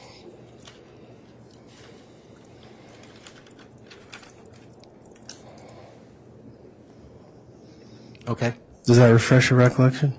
Yes. Okay, so tell me a little bit about 157. What's on there? That's the search. That would be the Google data from Chad Daybell. And this includes the search history? Yes. And you indicated that there was some significance to a search history about what was the wind direction going to be the next day or whatever? Correct. Okay. And you work in Rexburg. You indicated that you've worked there for quite a number of years? Yes. Okay. During the seasons, the wind usually moves in one direction, right? North or south, usually, yeah. Okay. All right. So why was it this specific day, this specific search so unusual to you? Because the user of the account was looking for the wind direction for the 9th. At no other time did I see the user of this account inquire about the wind direction at any other time. But anything that you gather from that would be speculative, right? I mean, you're just speculating as to why he might be looking for this. Sure. Okay.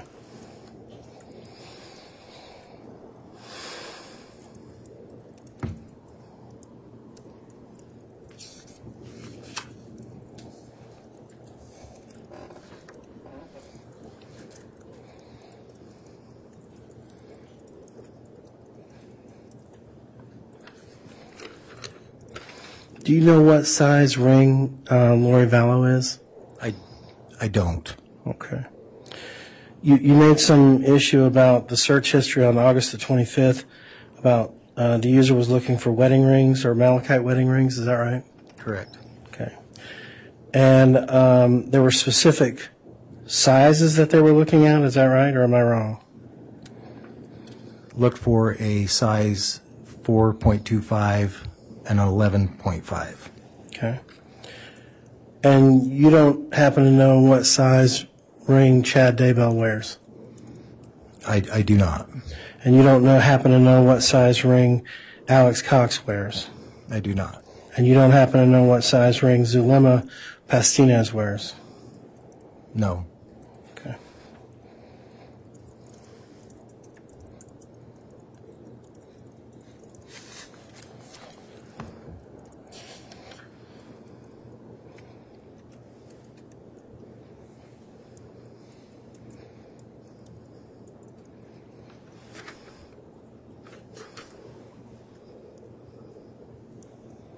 I have no further questions, Your Honor. All right, thank you, Mr. Thomas. Does the state have any redirect examination? Very briefly, Your Honor. Very well.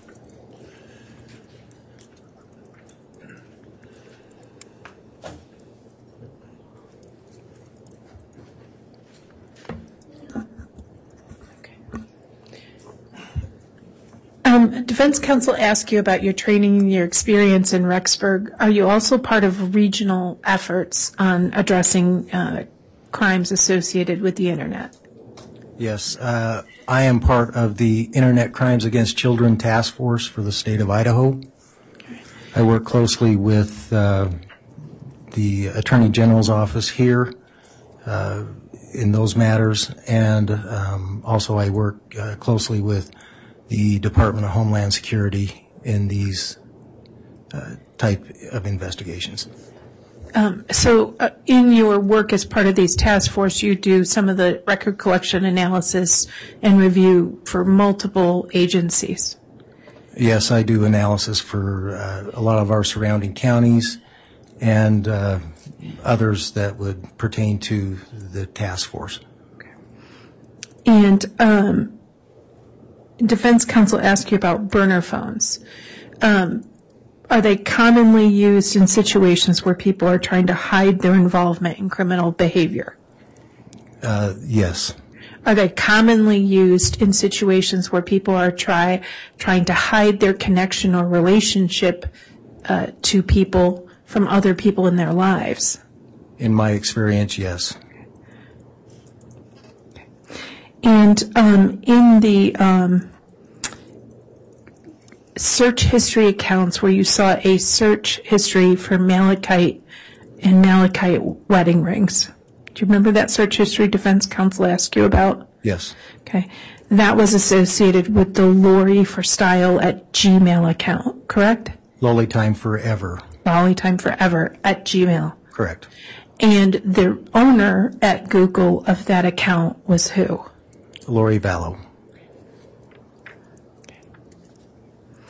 Now, in the area surrounding Chad Daybell's property, if you know, what is, are there neighbors north of Chad Daybell's property? The neighbors that would be to the north of the property would be, in an estimate, would be at least a quarter-mile away. Okay. And so would people to the north be the recipient if the wind is blowing from the south or southwest? Yes. Thank you. I have nothing further. All right. Thank you, Ms. Smith. May I recross just one question? Go ahead. Sure. So you indicated that you had reviewed some data from Lolly Time Forever at gmail.com and a whole bunch of others. In any of that review of any of that data, did you ever see anything from Lori saying, let's kill the kids? No. Did you ever see anything that said, will you kill my kids? No. Anything that said, let's kill the kids? No. Anything remotely akin to any of that? Object has been asked and answered. Overruled. Anything akin to any of that? For this account, no. Any of the accounts? I wouldn't know on some of the other accounts because I didn't review those. Okay, but you were part of the team that reviewed them, right? Right. Judge, I'm going to object, ask and answered, and other officers are going to be testifying as to the findings on those other accounts. I'll overrule the objection. So based on anything that you've seen, is there anything in there where Lori had texted or emailed or any type of data that says anything about wanting to kill her children? No. Thank you. Nothing further. All right. That'll conclude the examination then of Detective Stubbs. Yes, Your Honor.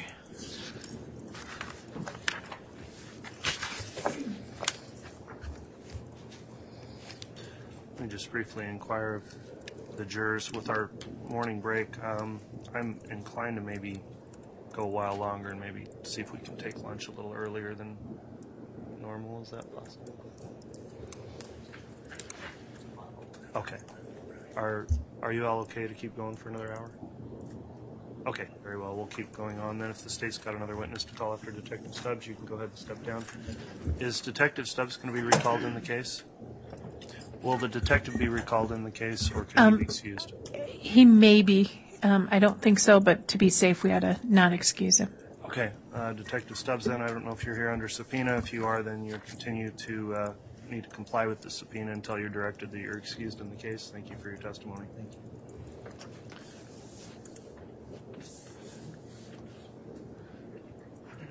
All right, if the state wants to call its next witness. The state will call Nicole Heidemann. Okay.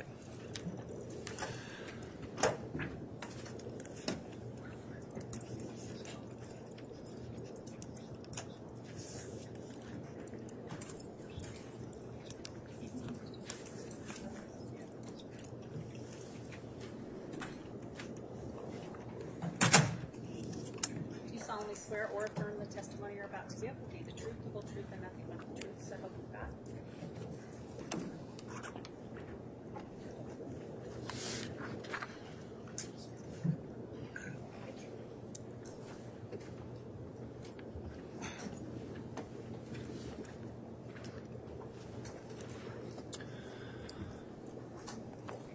All right, Ms. Heidemann, now that you've been sworn, let me just inquire, have you reviewed any of the trial testimony in this case since it started?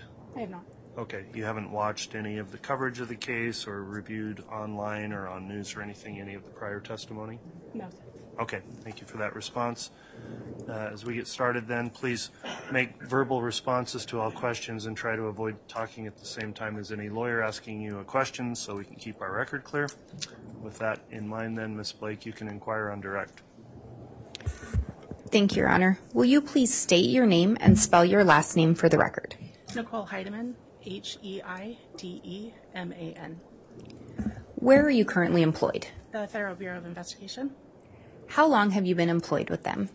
Almost 15 years. What is your current title or position? I am a tactical specialist. Have you held other positions within the FBI? I have. And what are those? I was an evidence technician prior to my current position.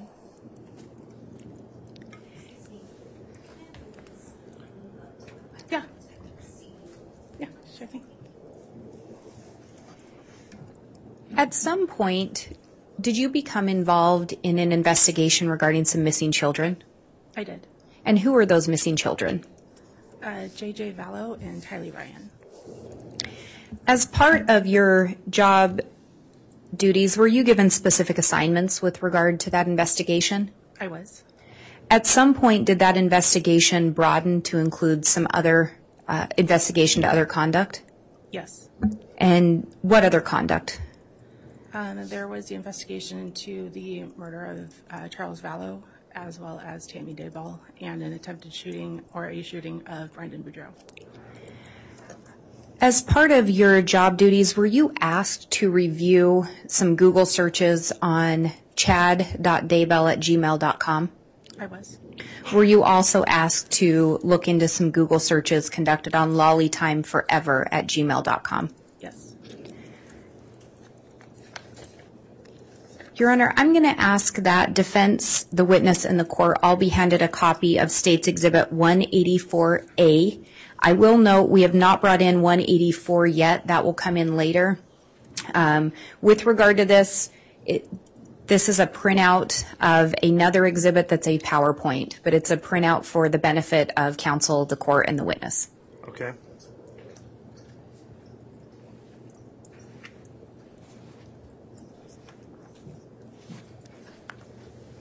Thank you.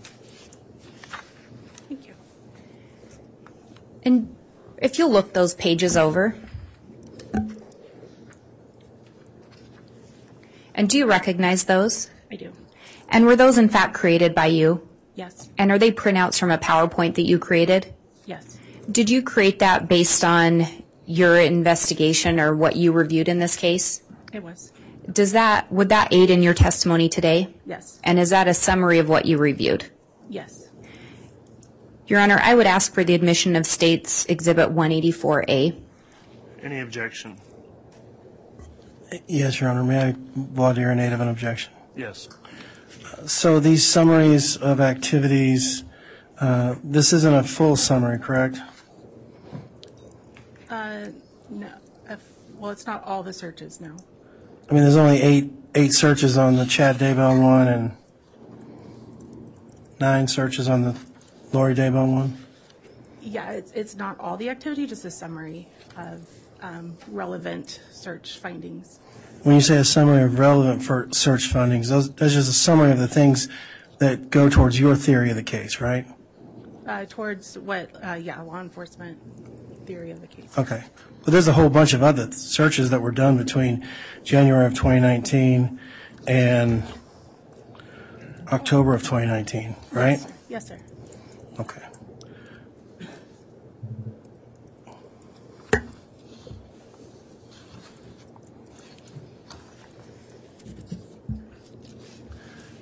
We won't object for the purposes of what she's testifying to today, Judge. Okay, so Exhibit 184A is admitted. And, Your Honor, I would ask to be able to publish Exhibit 184A to the jury. You may publish it. Thank you, Your Honor. And it is going to be from the laptop. Okay. As indicated, this is actually a PowerPoint. I have a jump drive that has been marked with States Exhibit 184A for admission to the court after being published. Okay, and it, well, to be clear then, 184A, there's a paper version of it. You've also got the jump drive. Correct. Are they both going to be labeled 184A? Yes, that's what we'd been doing before. I think what the court's indicated before is the jump drive will be the actual exhibit because it contains the PowerPoint, but for courtesy of the court and counsel, we did the printouts. Understood. So 184A is admitted, and you can publish the PowerPoint if you want. Okay. And Ms. Heidemann, looking at this first slide, it indicates October 1st, 2018 through the end of production. Were there additional searches contained prior to October 1st, 2018? Yes. Why did you focus in on October 1st of 2018 forward? Our investigation revealed that Chad Daybell and Lori Vallow met in October of 2018, specifically October 26, 2018, so we chose just to go a little bit prior to that for investigative purposes. And I would ask again the witness, sorry, if you can just really talk right into the microphone. They're not all that sensitive, and that'll make sure it's on the record. So looking at the first search indicated there, will you read the date and the search into the record? January 28th, 2019, Ned Snyder, 1996, Duff, Louisiana. Ned Snyder, Louisiana. Ned Snyder, Louisiana, born 1951, died 1996. And bodies possessed after original occupant dies. And you were asked by defense counsel, there were additional searches on here, correct? Oh, yes, absolutely. Why did this particular search stick out? In the Chandler PD investigation, Charles Vallow had made reference that he was being referred to as Ned Snyder or Schneider. Do you know where Charles was originally from? Louisiana, I believe.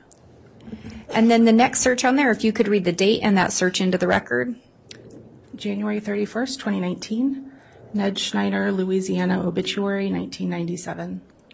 And did that one stick out for the same reasons? It did. And then the next one, if you could read the date and the search into the record. March 6th, 2019, June 26th, star sign, are Cancer and Leo compatible, and May 4th, star sign, Taurus and Leo compatible. What was it? Jack, that is not what's said on there. She's reading into what the exhibit actually says. And, Your Honor, I think I'm aware of what counsel is indicating. If I may just ask a clarifying question. Go ahead. I think what counsel's referencing is on the May 4 sign. May 4 sign? I'm sorry. Could you just read that part, starting with the May? Yeah, my apologies. May 4 sign, Taurus and Leo compatible. Counsel, does that take care of the objection? Yeah, that's fine. Thank you. Why did that specific search stick out? June 26th is Lori Vallow's birthday. May 4th is Tammy Daybell's birthday. and Chad Daybell's birthday is August 11th, making him a Leo. And then if you can read the date of the next search and the search into the record. May 5th, 2019, Malachite, eBay Malachite jewelry. And what was it about that search that stuck out? Malachite is a green stone that Chad and Lori ultimately purchased for their wedding bands. And the next one, if you could read the date and the search. June 1st, 2019, Hiplos. And what was it about that one that caught your attention? Hiplos was another name that we found in the investigation to refer to Charles Vallow. And the next one, if you could read the date and the search. July 9th, 2019, when you surprised someone with accusations. What was it about that particular search that caught your attention? That search was 2 days prior to Charles Vallow's murder. And the next one, if you could read the date and the search. September 8th, 2019, SSW wind. What is the definition of SSW direction? What about that stood out? That date is the day prior to, or the day of, that we believe Tylee Ryan was murdered, and we believe she was buried on the property, or burned and buried on the property on September 9th, 2019, so it would have been the day prior. And whose property? Chad Daybell's. Do you recall when you were looking at the search terms, did you notice if Chad Daybell generally or commonly searched wind direction? No, I don't believe he, other than this occurrence, I don't believe he did. And if you could read the date of the next one and the search term.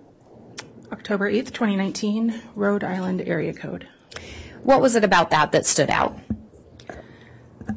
Chad Daybell, there's multiple phones involved in this investigation. One of them is a 401 area code, which is the area code for Rhode Island. It also is the same date that 401 phone number was activated. And then looking at the next slide here, this is linked to the lollytimeforever@gmail.com account. This has specific dates listed on there, the March 7th, 2019 to December 14th, 2019. Is that indicative of the dates that these searches occurred? Why did we choose those dates? Yes. I believe that was the date of the search warrants. Or I would have to double check that one. But those were the parameters of the dates that you were looking and retrieving this information, is that correct? Correct. Looking at the first one, if you could read the date into the record and the search term. May 7th, 2019, Malachite. What caught your attention about that search? Similarly to Chad's search, it was the same green stone that was ultimately purchased for their wedding bands. And the next one, if you could read the date and then the search term. July 21st, 2019, Gerber Life Policy, Life Insurance for Children, the Grow Up Plan. What caught your attention about that search? At the time of this, that we reviewed this and subsequently finding out that the children had died, we thought it was of interest that Lori was searching for life insurance for children. And to be clear, were any life insurance policies ever discovered for the children? Not that I'm aware of. Could you read the date of the next one as well as the content into the record? July 26, 2019, Phoenix Pet Services, Craigslist, Sell Service Dog, Little Angel Service Dogs for Sale, and Offer Up Phoenix. What about that caught your attention? J.J. Vallow had a service dog, and after Charles's death, they sold the dog, so it's looking for how to sell or rehome a service dog. And JJ was still alive on July 26th of 2019, is that correct? That's correct. What about the next one? Could you read the date and the search term into the record? August 25th, 2019, wedding bands made of malachite. And I think you may have answered this already, but what about that caught your attention? Again, malachite is a recurring theme on the initial May 7th Malachite search, Charles Vallow is still alive, and he's deceased at this point, but Tammy Daybell is still alive. And then if you could read the date of the next one and the content into the record. September 20th, 2019, Kennedy Elementary, Rexburg, Idaho phone number and define possessed. So it looks like there's I'm going to object again. She misstated what she said. Devon possessed, and it was just possess. It's sustained. It was misread. Very good. You'll just correct it. Just looking at the second search there, could you read that into the record? Define possess. And look, it appears that there's two separate terms there, two separate searches. What about the one regarding Kennedy Elementary caught your attention? That was the school J.J. Vallow attended in Rexburg, Idaho. And what about the second search there caught your attention? For similar reasons, but this search occurred just a day or two after we believe J.J. died. And that's referring to the September 24th search? Correct. Looking at the September 20th, there's also the define possess. Was there something about that caught your attention? Throughout the investigation, the concept of possession, demons, those sort of ideas came up pretty frequently. So in context within the same time frame as the Kennedy Elementary School, we thought that was of interest.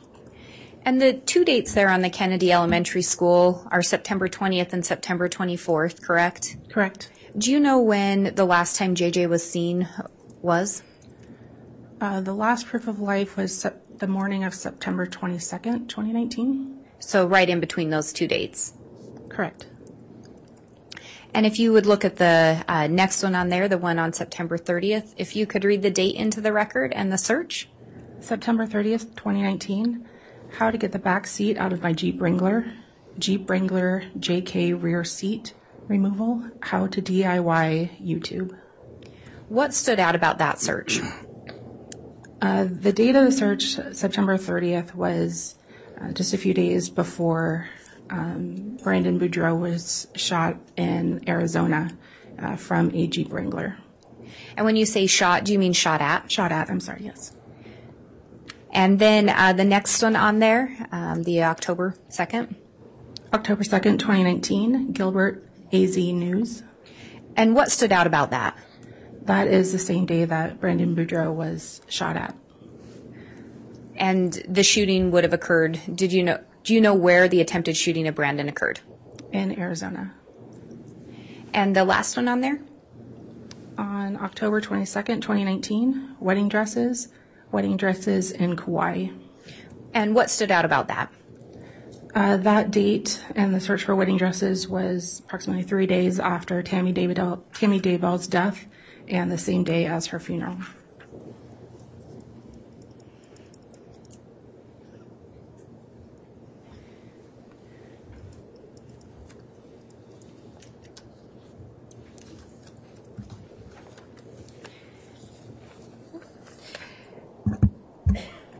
As part of your duties with this investigation, were you asked to look at various phone data?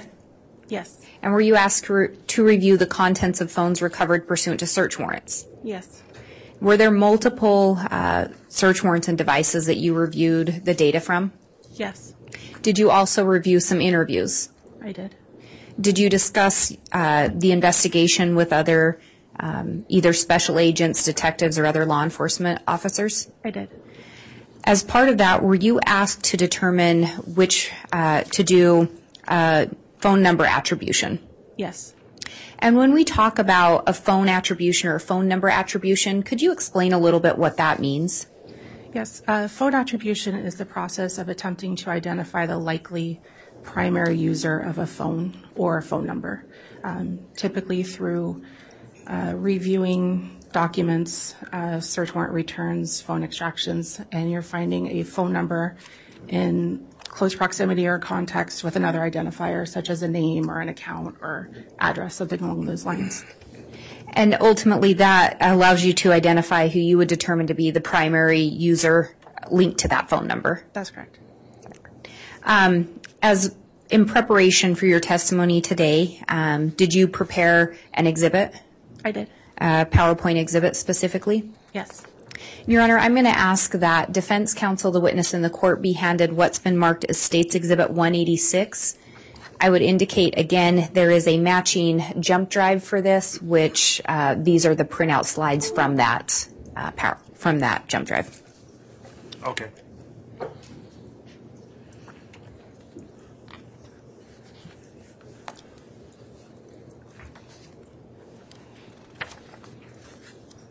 Thank you. And Ms. Heidemann, if you could look through those pages.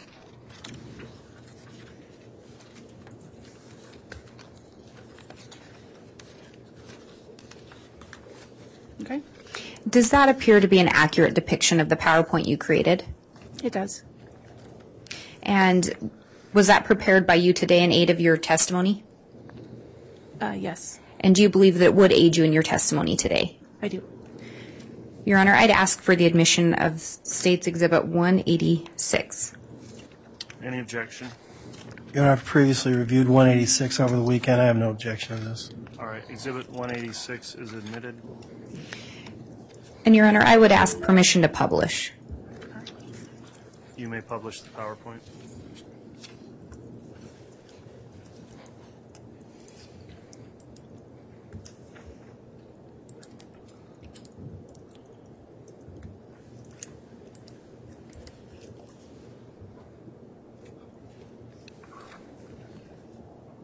And again, just for the record, does this appear to be the first slide in the PowerPoint you created? Yes.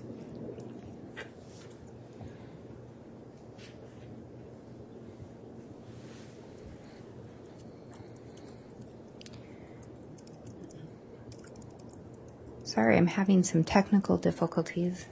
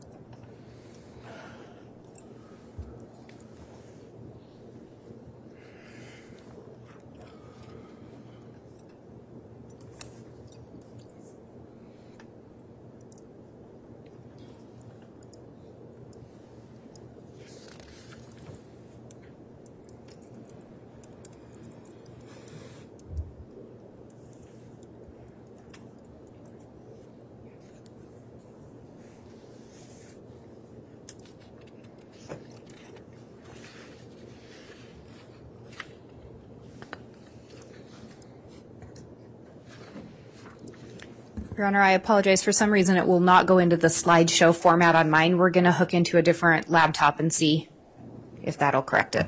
All right. We're fine. Oh, no, not that one. And Your Honor, in the meantime, if I can have the court-handed State's Exhibit 184A, it's the jump drive that was previously admitted.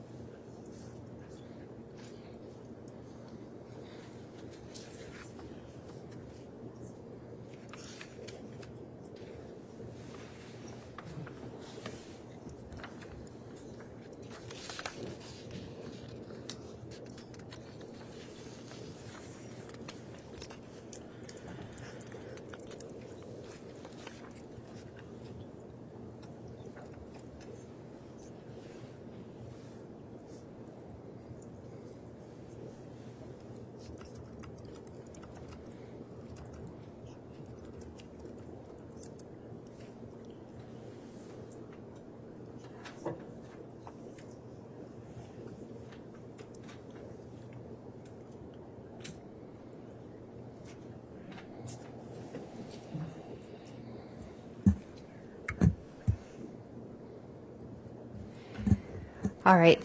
Thank you for your patience. I think we have it running on this one now.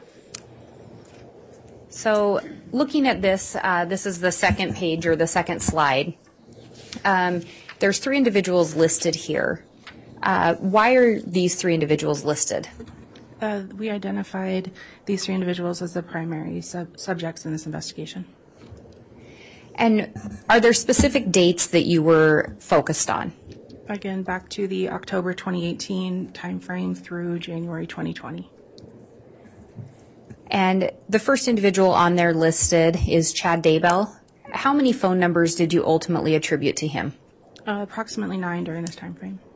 And of those 9, did you narrow that down? I did. 2, 3. Okay.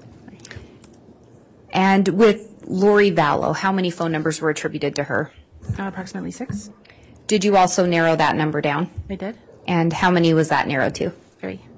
And same thing with Alex Cox. How many phone numbers were attributed to him? Approximately 6. And did you ultimately narrow that down? Yes. And when we talk about narrowing it down, how did you determine for each of them that there were 3 phones that you focused in on or 3 numbers? For the purpose of this investigation, there was a lot of information contained in text message content through the iClouds and also geolocation data. They primarily focused on 3 numbers, actually for each of them during this relevant time frame. So to minimize some of the noise of all of the phone numbers that we identified, the ones being presented today are the ones that are going to be the most frequent, what you're going to hear from other people testifying if they haven't already, coming forward. And if we focus in on the phones, or the phone numbers, associated with Chad Daybell first, looking at that first one on here, can you read that number into the record? 208-690-9374. And on there are 9 things listed. Are those the 9 items that assisted you in attributing this number to Chad? Yes. Were there other things that also would have assisted with the attribution? Yes. On these that you focused in on, can we go through those? Yes. Want me to just read them? Yes, if you'll just kind of provide either reading them or providing why you focused in on those. Okay. Again, just as an overall, I reviewed case files from all the agencies involved, and in reading reports and interviews and cell phone extractions and legal process, I was looking for phone numbers that were relevant and then finding places in which they appeared next to a name or account. So the documents that attributed this phone number to Chad was the subscriber information. It was subscribed to Tammy Daybell since March 17th, 2018. This number was listed on a Hawaii rental agreement effective December 15th, 2019 in Chad's name. It was saved as Contact Chad in Tammy Daybell's cell phone, or phone. It's the SMS number associated with Chad Daybell at Gmail. It was listed on a Citibank application in Chad's name. It was listed on the Life Map insurance benefit claim form filled out by Chad Daybell for Tammy Daybell's death. It was saved as Contact Bishop Shumway in the Lori for Style iCloud. It was listed on Allegiant flight records associated with Chad Daybell. And it was saved as Contact Dad in Seth Daybell's phone. And do you know Seth Daybell's relationship with Chad Daybell? It's his son. And Tammy Daybell was Chad's wife? Correct. And then we see here a Cricket account. What was it about the Cricket account that caught your attention? One of the numbers that appears pretty frequently in the iCloud accounts with communications to Lori was a number that started with 505 or 515, which should be coming up. But we sent legal process and found that there are actually 4 numbers on this account in addition to the 1 number, 2 numbers of interest. So all 4 of them sort of help create attribution for each other. And on this, it lists a subscriber, Boyd Dial. Is that correct? Yes. Do you know if there was any investigation done to determine if a Boyd Dial actually existed? There was. And what did that consist of? I was able to identify 2 Boyd Dials in the United States, both of which lived in Utah and did not have any historical addresses in Arizona. Are you aware if any follow-up was done with those 2 individuals? Yes, FBI agents interviewed both individuals and cleared them of any association with this case. And as you went through your investigation and looking at the different data and interviews, did you find anything to attribute any of the phone numbers on that Cricket account to either Boyd Dial? No. And looking at this number, could you read that number into the record? 480-395-5126. And outside of being associated with the Cricket account, was there something about this number that caught your attention? It was saved in the Lori for Style iCloud along with Chad's known number, the 280 number, as the same contact, Melanie 2. That sort of helps to attribute them to each other.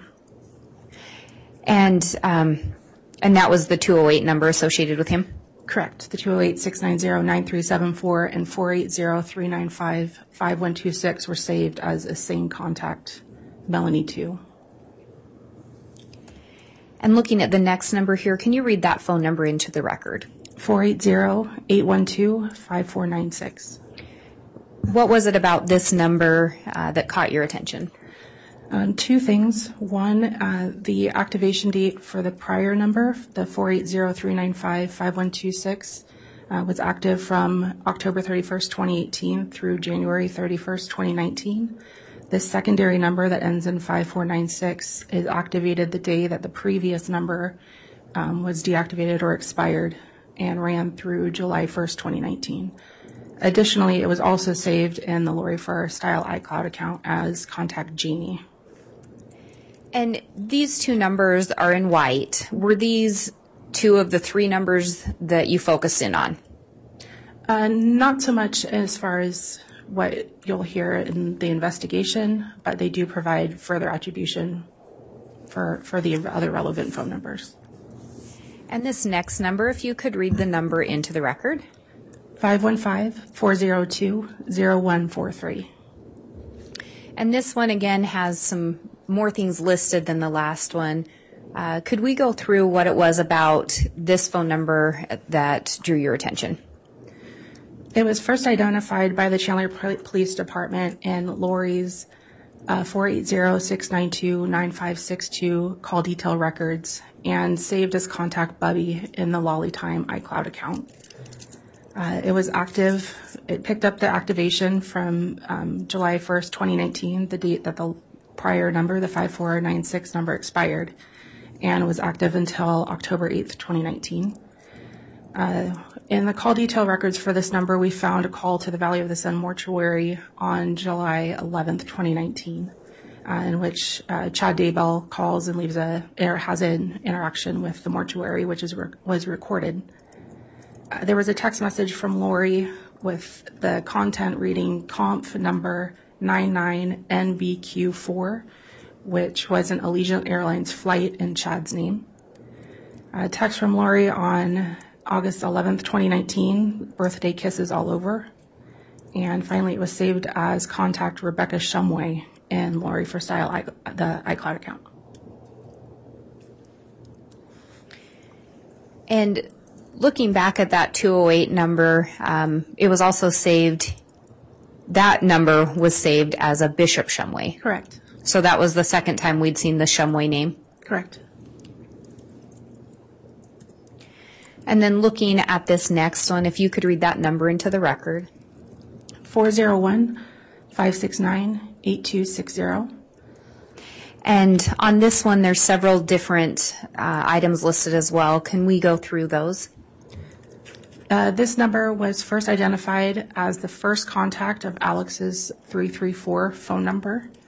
The activation period for the 401 number picks up from when the 515 was deactivated or expired and ran through December 30th, 2019. Chad conducted a Google search, as previously mentioned, for Rhode Island area code on October 8th, 2019, the same date that this phone was purchased. There was a text from Chad's known number, 208-690-9374, to Lori on October 9th, 2019, saying, "I will call right now from a 401 number." This number is only in contact with Lori's 480-489-4652 and Alex's 334-744-4205 phone numbers. And it is saved as contact Bishop Miller in Lori for Style iCloud. And through these different ways, you were able to attribute all of these phone numbers to Chad Daybell? Yes, either through content or it's being attributed to somebody that, in Lori's iCloud, there's knowledge of that these two people are connected. And looking back again at that first number, the 208 number, was that active for the duration of these other numbers being active? I believe it was. Based on the legal process, I don't know that we ever had a deactivation time. So it would have meant that Chad Daybell had at least 2 active phones at the same time? Correct.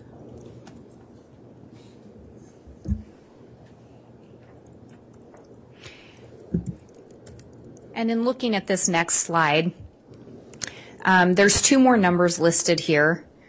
What was it about these 2 numbers that drew your attention?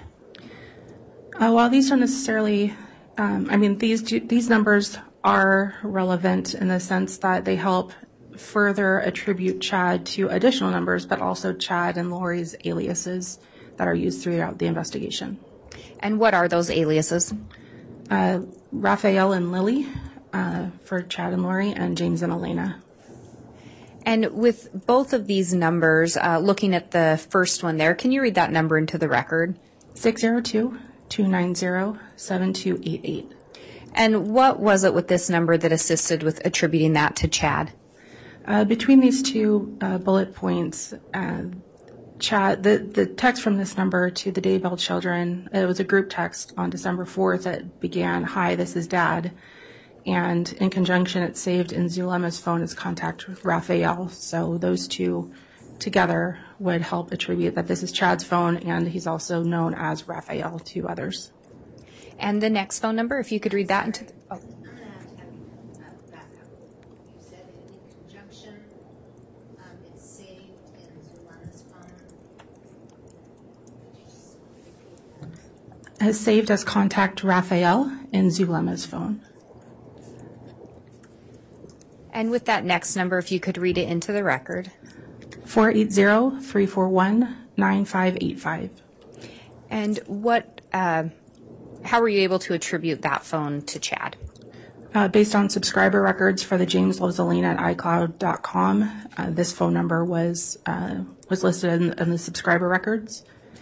There was also a text from this number to the Daybell children on December 14th, 2019 that begins, "Hi, this is Chad." And it was a number being used by Chad and Lori according to Ian Pulowski.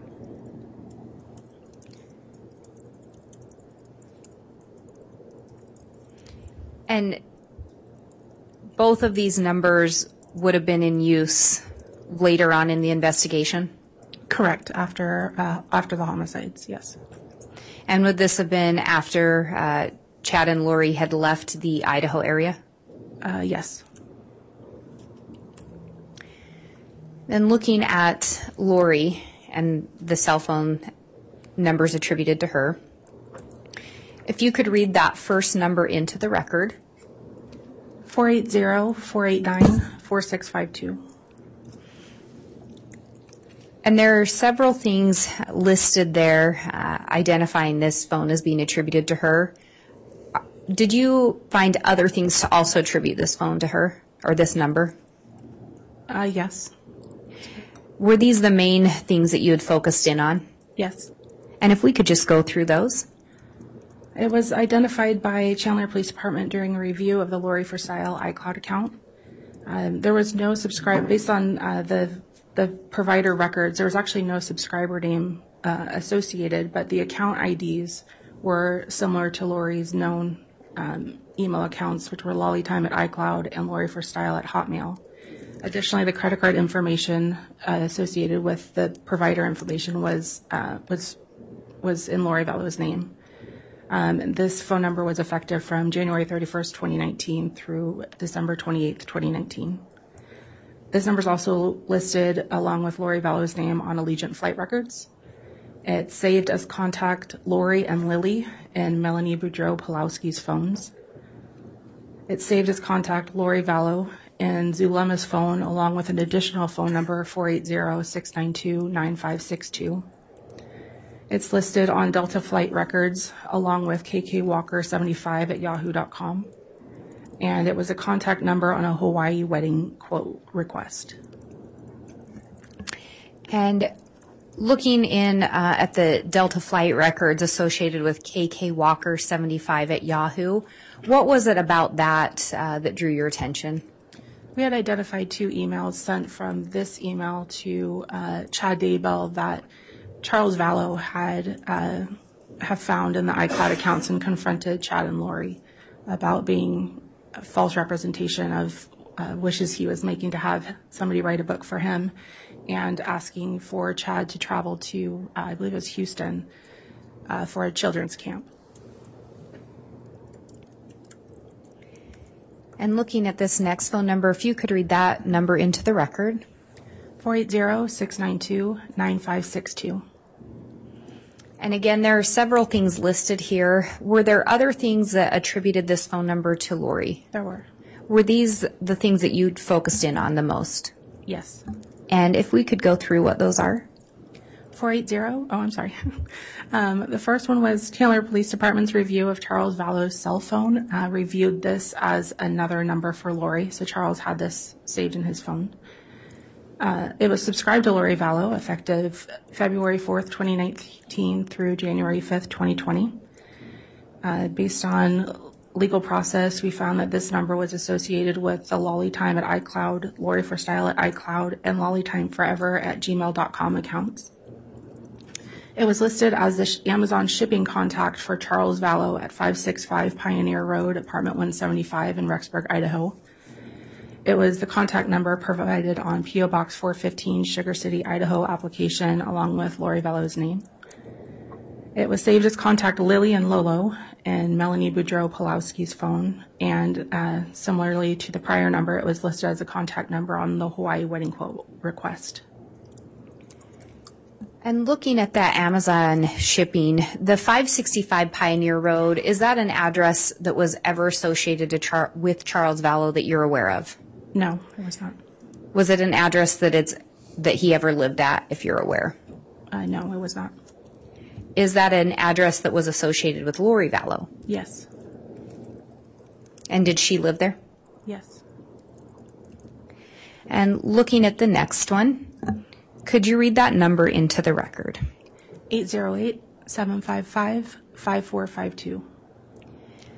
And similarly, there's several things listed there. Were there other ways in which this number was attributed to Lori? Yes. Were these the main ones that you focused in on? Yes. And if you could indicate what those are. Lori provided this number to Chandler Police Department during their investigation into the death of Charles Vallow. It was subscribed to Premier Financial Services effective January 8th, 2016 until November 24th, 2019. It was associated with the Lori for Style iCloud account. There was an IM to a Peter Dickinson on August 8th, 2019 that stated, "Hi, Peter, this is Lori Vallow."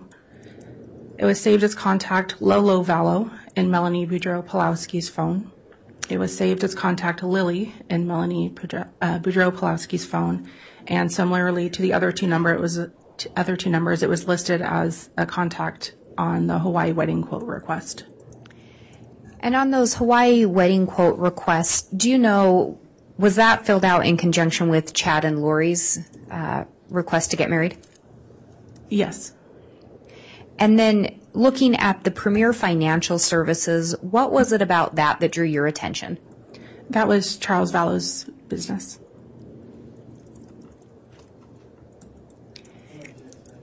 I think it misstates the actual evidence. I'll sustain that objection. As to that, just final part of that last response. As to the final part of the response there, the objection is sustained. Do you know what? Do you know if Charles Vallow was associated with a business while he was alive? Yes. And what business was that? Premier Financial Services. Then looking at the next slide, if you would read, these are the numbers associated with Alex Cox. Correct. And if you could read that first number into the record. 480-351-9120.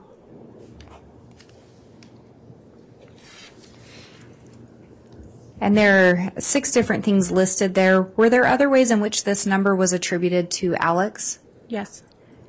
And were these the main ones that you focused in on? Yes. If you could please go through those. Again, this was the contact number provided by Alex to Chandler Police Department and during the investigation into the Charles Vallow homicide.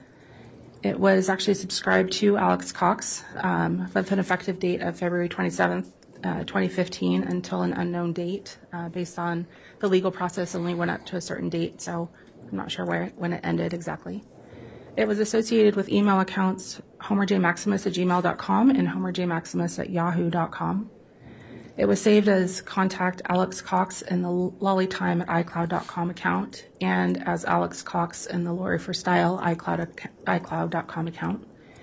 And it was listed on Allegiant Flight Records, which also included homerjmaximus@yahoo.com.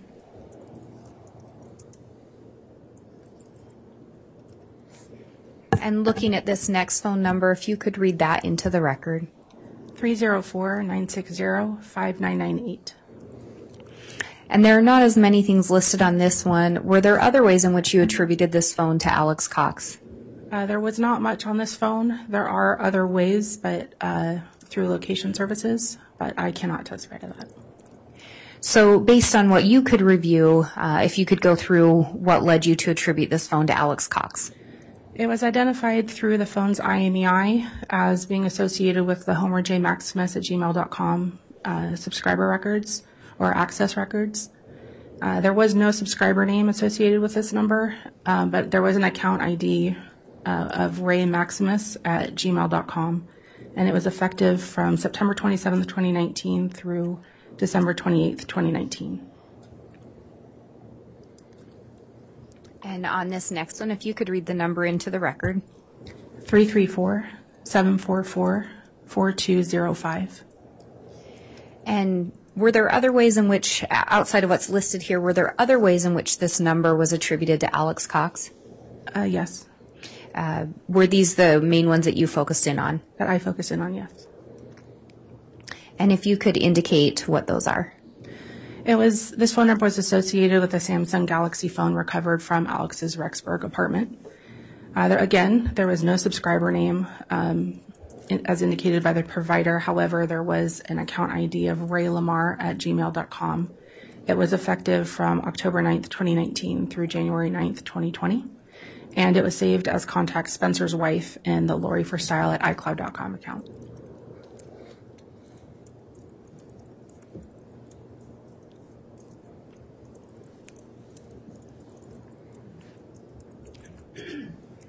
And again, when you're attributing a phone number to someone, what does that mean?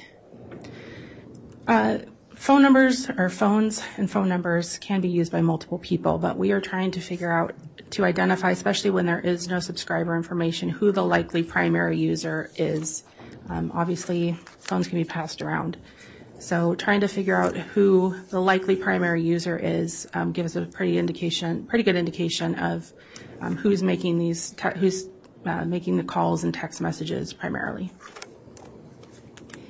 And Your Honor, I would indicate there are a couple other exhibits that I intend to try to introduce with this witness. I can move forward, or I didn't know if the court would like to break at this point before we get into the next exhibits. If you think this is a good logical time to break, we could probably take our lunch break at this point. The next exhibit I think will take more than 10 minutes to go through, assuming it's admitted. And so given that, I wondered if now would make sense to break. Okay. I think we can do that. That makes sense as well. So we will take the lunch recess. We'll try to get started before 1 o'clock, obviously maybe 12:45 to restart with more testimony, if that'll give everyone time to get lunch. All right. All right, please.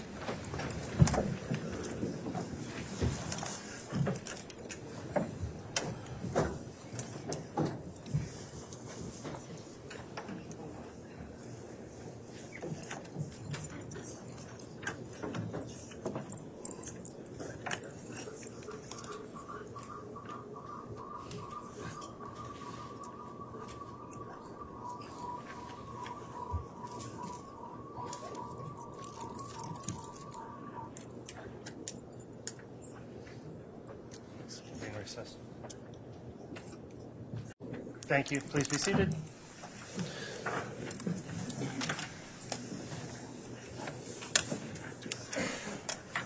We're ready to have the jurors brought in whenever they're ready.